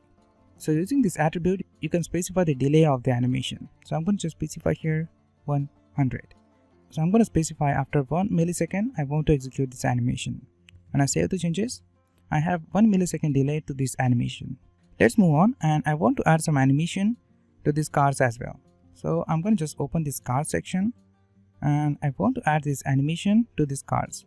So I'm going to just select this block content and add this animation here. So I'm going to add here data attribute with animation on scroll, and I want to add fade right animation to it. Along with that, I also want to add animation delay. So I'm going to say here data animation on scroll delay 200. So I'm going to specify 2 millisecond delay to this animation. I'm going to just copy this statement. I'm going to just copy this data attribute and specify that to my next block content, and just change this animation to fade in, and I'm going to specify this animation to my third block content, and I'm going to change this animation to fade left. Just after that, for the fourth block content, I'm going to copy and paste that animation again and just leave this animation as it is. Save the changes, and when you execute your application, you can see you have this type of animation. When you scroll down, you have this beautiful animation to your oval carousel. Right? Now let's move on and add this animation to your blog post. So I'm going to just open the index.html file, and down here you have your blog post. So I'm going to just specify that animation to this blog content. Now to add animation to your post content, I'm going to just specify here, just after this clause, I'm going to just paste my data attribute here, and I want to change this animation to zoom in. So I'm going to say here zoom in. You can get this animation from this animation on scroll website, and I'm going to specify that to my second post content as well. I'm going to specify that to my third post content as well. Save the changes. When I scroll down, you're going to get this zoom in effect to the post content. Now let's add some animation to these categories. So I'm going to just open my sidebar, and you can see here I have different categories in this category section. Now I'm going to specify this animation to this list item. So I'm going to just specify here data attribute, and I just want to change this animation and specify here fade left, and I want to specify a delay 1 millisecond. I'm going to just copy this data attribute and specify that to the second list item, and just change this delay to 2 milliseconds. Copy and paste that right here as well. Change the delay to 3 milliseconds. Specify this data attribute to the fourth list item and change this delay to 4 milliseconds, and just specify this data attribute to your fifth list item and change this delay to 5 milliseconds. When I save the changes and reload my website, you can see I have this beautiful animation to these categories. Right?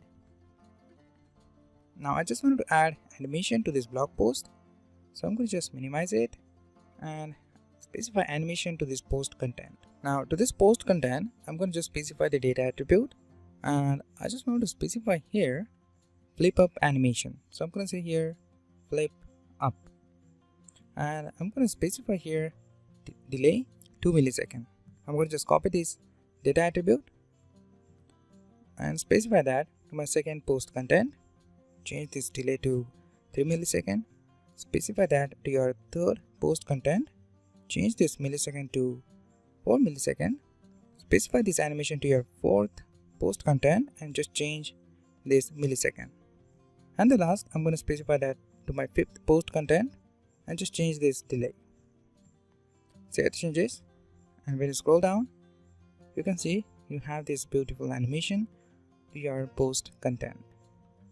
Now I just want to add this animation to this newsletter section. So I'm going to just add here to this newsletter. So I'm going to add here to this newsletter the data attribute and change this animation to fade up. Specify data delay 3 milliseconds. Just after that, I'm going to specify this animation to this popular tags. I'm not going to add this animation to this popular tag division tag. Instead, I'm going to specify this animation to these span tags. So I'm going to just specify this data attribute to this first span tag, and I want to specify flip up animation to this span tag, and I want to specify delay 1 millisecond. I'm going to copy this data attribute, paste it down here to my second span tag, and just change this delay to 2 milliseconds. I'm going to change this delay to 3 milliseconds. To the fourth span tag, I'm going to change this delay to 4 milliseconds. To the fifth span tag, I'm going to change this delay to 5 milliseconds. And I'm going to change here 6 milliseconds. I'm going to change this delay to 7 milliseconds and specify here delay to 8 milliseconds. Save the changes. Now you can see this type of result. You have this beautiful flip up effect to your popular tags. Just after that, I want to add this animation to my footer as well. So to add this animation to the footer, I'm going to just open the footer tag, and right here I'm going to just specify this animation to this division tag, to this about us division tag. So I'm going to specify this data attribute to this division tag and change this animation to fade right. And I'm going to change this delay 2 milliseconds. Just copy this data attribute, specify it to this newsletter section. So I'm going to specify this data attribute to this division tag, and just after that I'm going to specify this data attribute to this Instagram section. So I'm going to just this data attribute right here and change this fade right to fade left. And I'm going to use the same animation to this follow section as well. So I'm going to paste this data attribute here as well and specify here fade left. Save the changes, and now you can see you have this beautiful animation to your footer. Right? Now when you scroll down, you have your animation. Congratulations! You have successfully created your first responsive website. Now you're able to create your own website design with HTML and CSS. Don't forget to share your love by pressing like and subscribe button. Like the video if you find anything useful in this tutorial. So that is all for now. I will see you in the next amazing video.